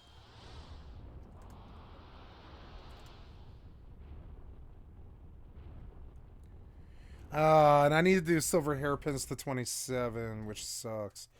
I need a stack of wing crystals. Probably 2, frankly. Oh my god, that's gonna eat up like all of my fucking skill up. It's so annoying. Oh, I better go do it. I better go buy wind crystals and stuff. I have all these silver ingots now. That was the last of the silver ore, and it was expensive, but it's alright. I'm gonna use it.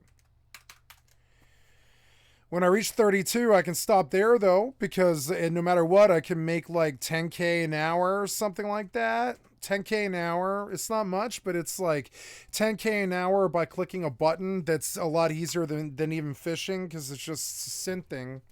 And you just you go buy silver rings at the auction house for, 12 to like maybe 12, between 12 and 36 a batch, and it just disenchant them all with lightning clusters, and and you have a nice steady 10 to 20K an hour for as long as you care to do it.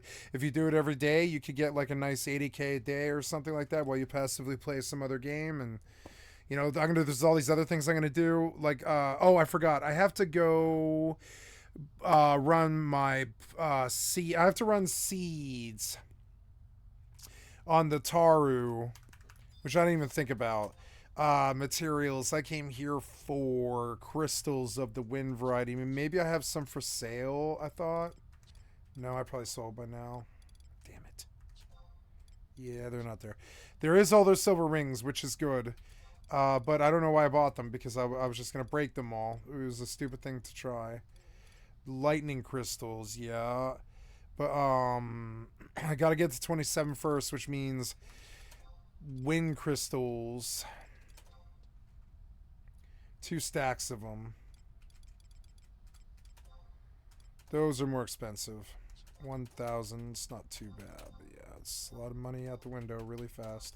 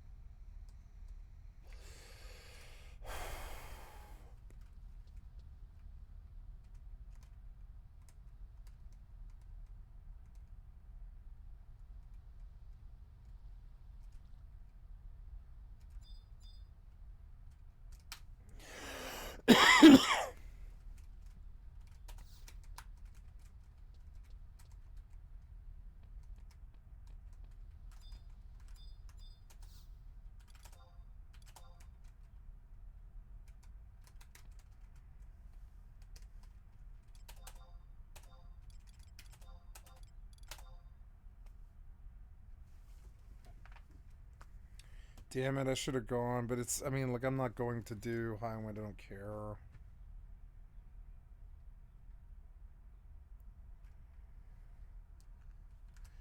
Your skill has increased. Silver hairpin. Wait, I want to stop, though. I want you to stop. And you... I can't turn in yet, huh? Okay, that's okay. I just wanted to know. That's alright. Okay, we're making progress. We're actually on the right recipe. I don't know why I got off it. Stupid.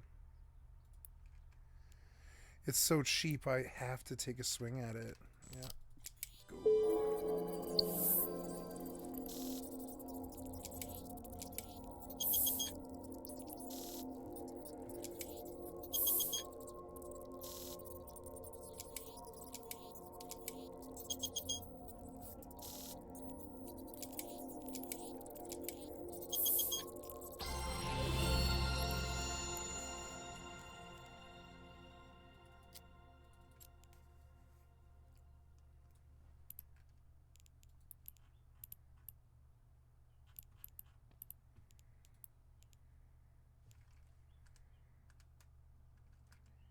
Misa win.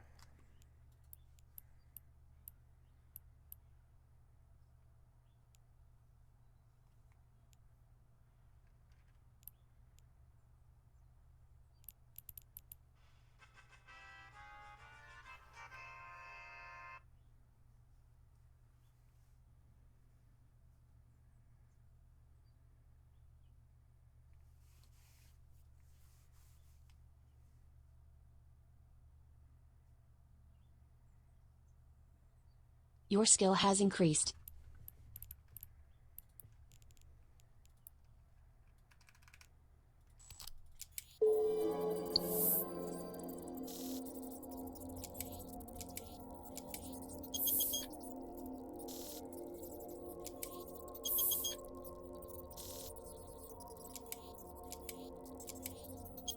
Your skill has increased.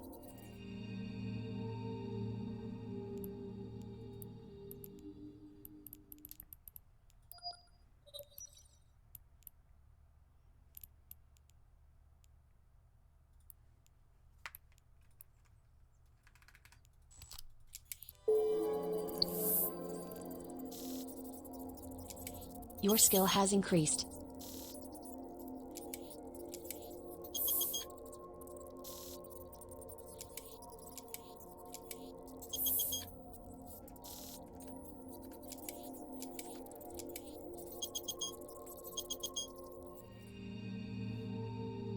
Give me a high quality. Give me a high quality. Come on, high quality.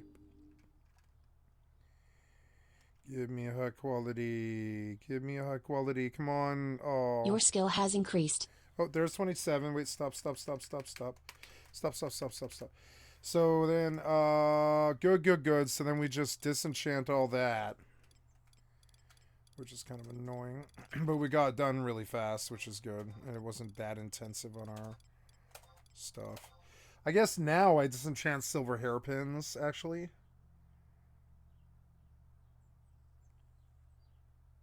This broke. Why? Now I want to go look at silver hairpin. Silver ring. Silver hairpin's even higher, right? What are the chances of... what level can you decent this? It's like 27, right? Decent is 27, so we're okay. This is the proper level to be doing this, yeah. Is there like a decent list?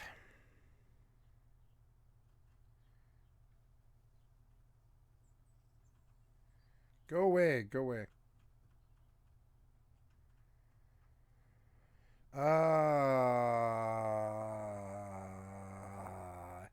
Yeah, in the list of goldsmithing, do you have a list of disenchants?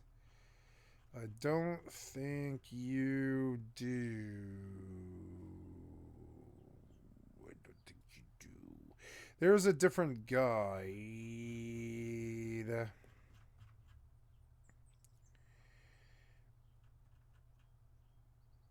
Silver ring and thieves tools.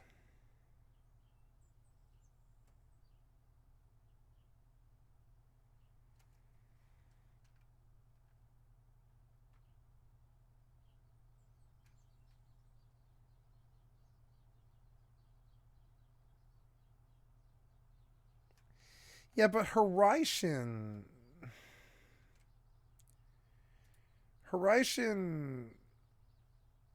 What is Rayton? Rayton is,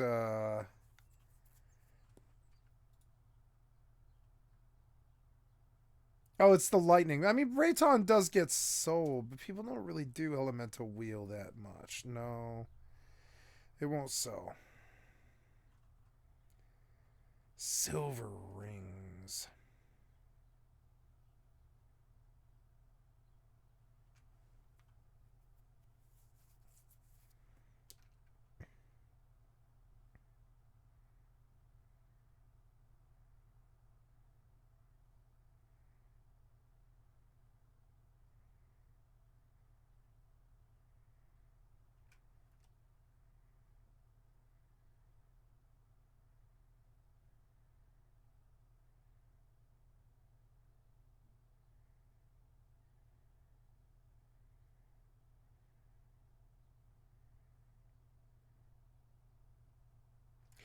Oh, at 33 I can do mithril ingots.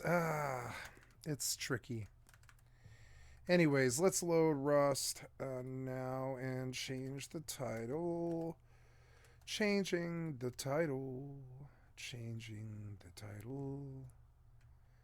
Rust. Hardcore zombies.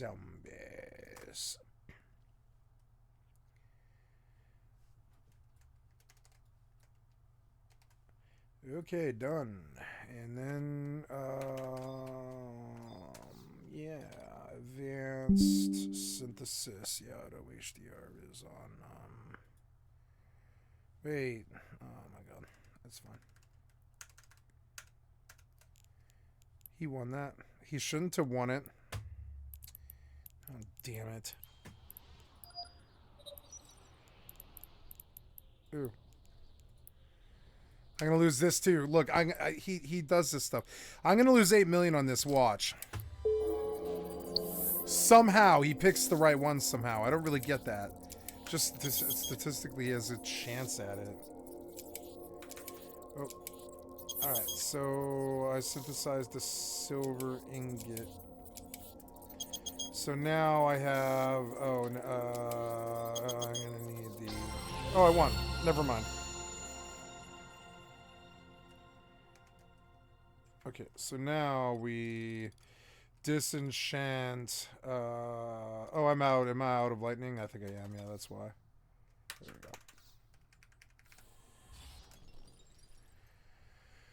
Oh god, it's mithril ingots and stuff. Decent silver rings, so decent, and then sent the rings back. Yeah, I think you're right. Yeah, and then the rings themselves. Yeah, but so now, oh, I descent that one, but it's a silver ingot.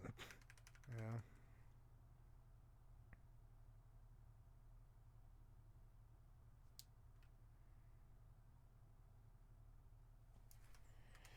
How many fire crystals do I have left?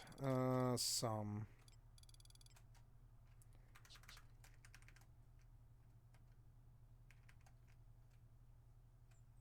I'm gonna go grab fire crystals off of the delivery thing, and I'm gonna craft copper ingots over the other person trying to compete for this. Yeah, they open at 8, I think. Yeah, they open at 8.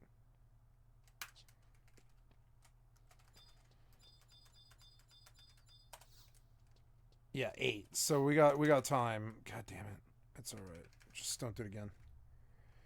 And then, yep, claim your thing. Can we find other things like this? No. You used to let me sort by this, but not anymore. Why can't, yeah, look, why not? Oh well.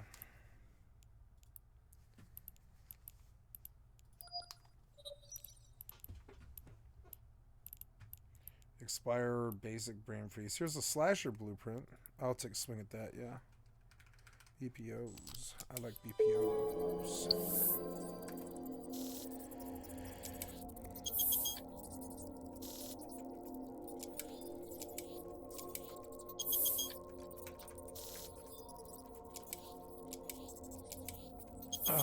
So gotta go get fire crystals because I am going to compete with the copper ingot market. And spend some time on copper ingot. Maybe 1 stack of Horizon or whatever might be good. 1 stack, you know, and just let it sit for sale.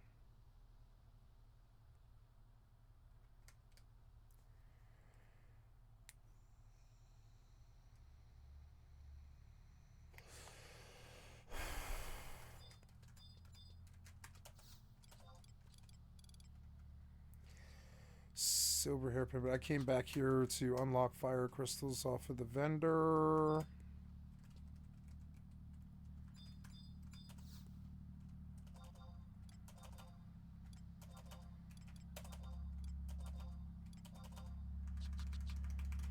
Okay, we're going to compete in the copper market. Got to get to the vendor before he opens.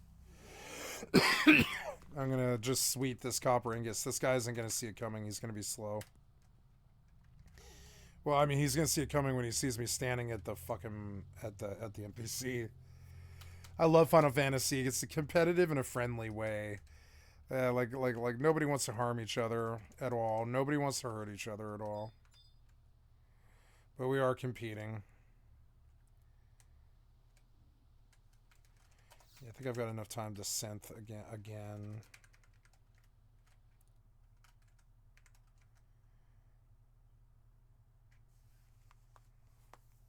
I broke. I shouldn't have broke. Whatever.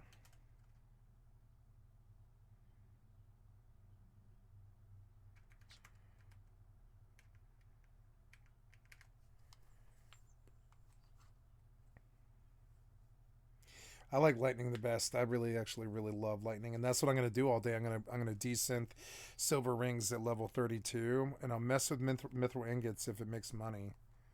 We'll see. It's expensive to get into it.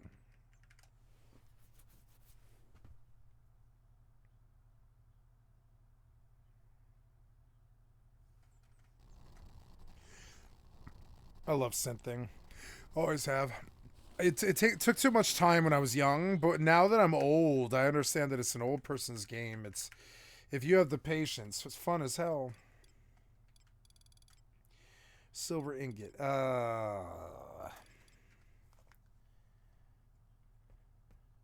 So yeah, we are buying copper ingots to melt, or copper ore to melt, excuse me, and the silver ore.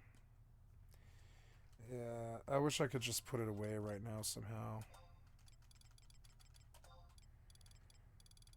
I should sell that second shrimp lure. It's just taking up space. And that rusty pick and all this. Okay, so 747. Here we go. No competition. Oh, wait, here he comes. Watch, this guy's going to come running in here. No, never mind. He's not thinking about the vendor, but I am. 753, 54, 55, 56, 56, 57, 58, 59, 8. Okay, buying all your copper ore.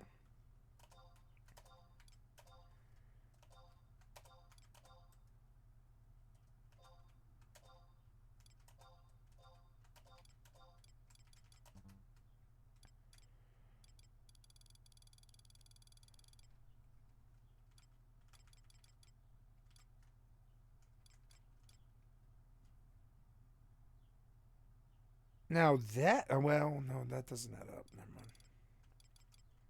That could add up. Maybe. Brass rings desynth into brass. Brass ingots, huh? Brass ring, FFXI. Brass rings do desynth into brass ingots. 2 brass ingots. Okay, so, I mean, do brass ingots sell, though? I don't know. But that might be a possible way to make money. But yes, anyways, I don't, yeah, I took out all the copper ore. Yep. And so now we'll just start processing that.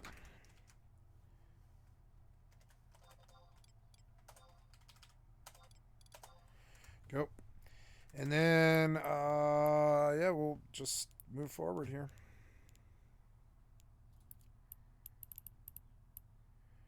Yeah, I'll take the Kestra blueprint. Sold.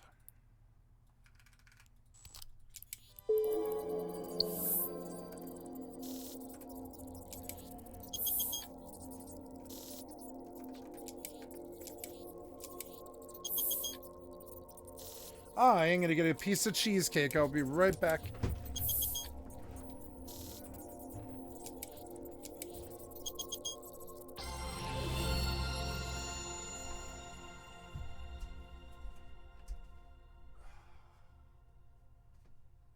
I win.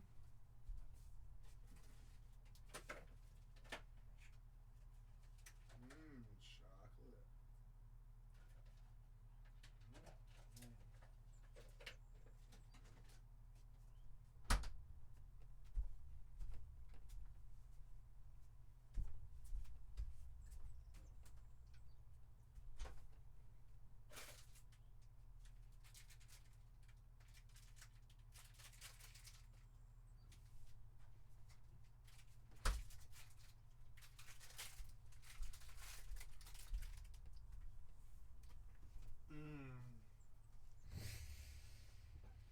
Cheesecake. Lasted me a week, but it's so good. Frozen ice cream cheesecake.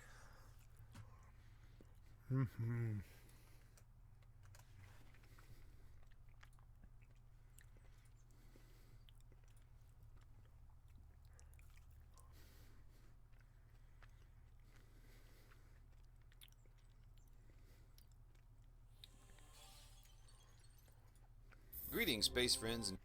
Thank you. Resurrected Stars for the excellent content for my stream. I've liked and subbed to your channel. Encapsulators. The secret to success in the most massive space MMO ever, EVE Online, Diversity. is understanding the ships and what they do. I'm going to help you out with that by explaining the most popular ships in EVE Online and why they are favored. We're going to go over only combat ships in this video, so you'll find nothing about mining barges, mining support ships, e-warships, scanning ships, freighters, or transports. Of course, the popularity of these ships often changes over time due to various buffs or nerfs. It's hard to get any hard data on this, but having been an EVE veteran and around for over 12 years, I've kind of got a handle on what I see the most. Now, the following ships are mostly used in the combat setting, whether that's PvP or PvE, but keep in mind that EVE is pretty well balanced, so ships not mentioned here can have a great deal of use when fit properly in the right situations.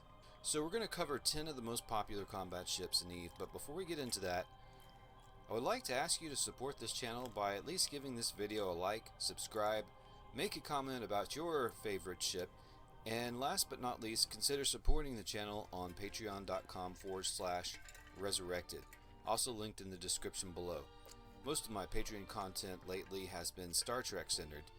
No idea if patrons might be interested in some kind of EVE Online content on Patreon, such as maybe PvP instruction for an hour, but feel free to let me know in the comments if this is something you might be interested in.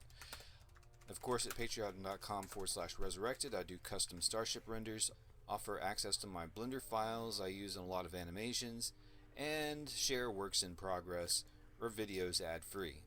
Okay, so let's get into the EVE Online ships, starting with smallest to largest. We'll start with frigates and get up to battle cruisers. So for the first frigate, we've got the Galente Tristan.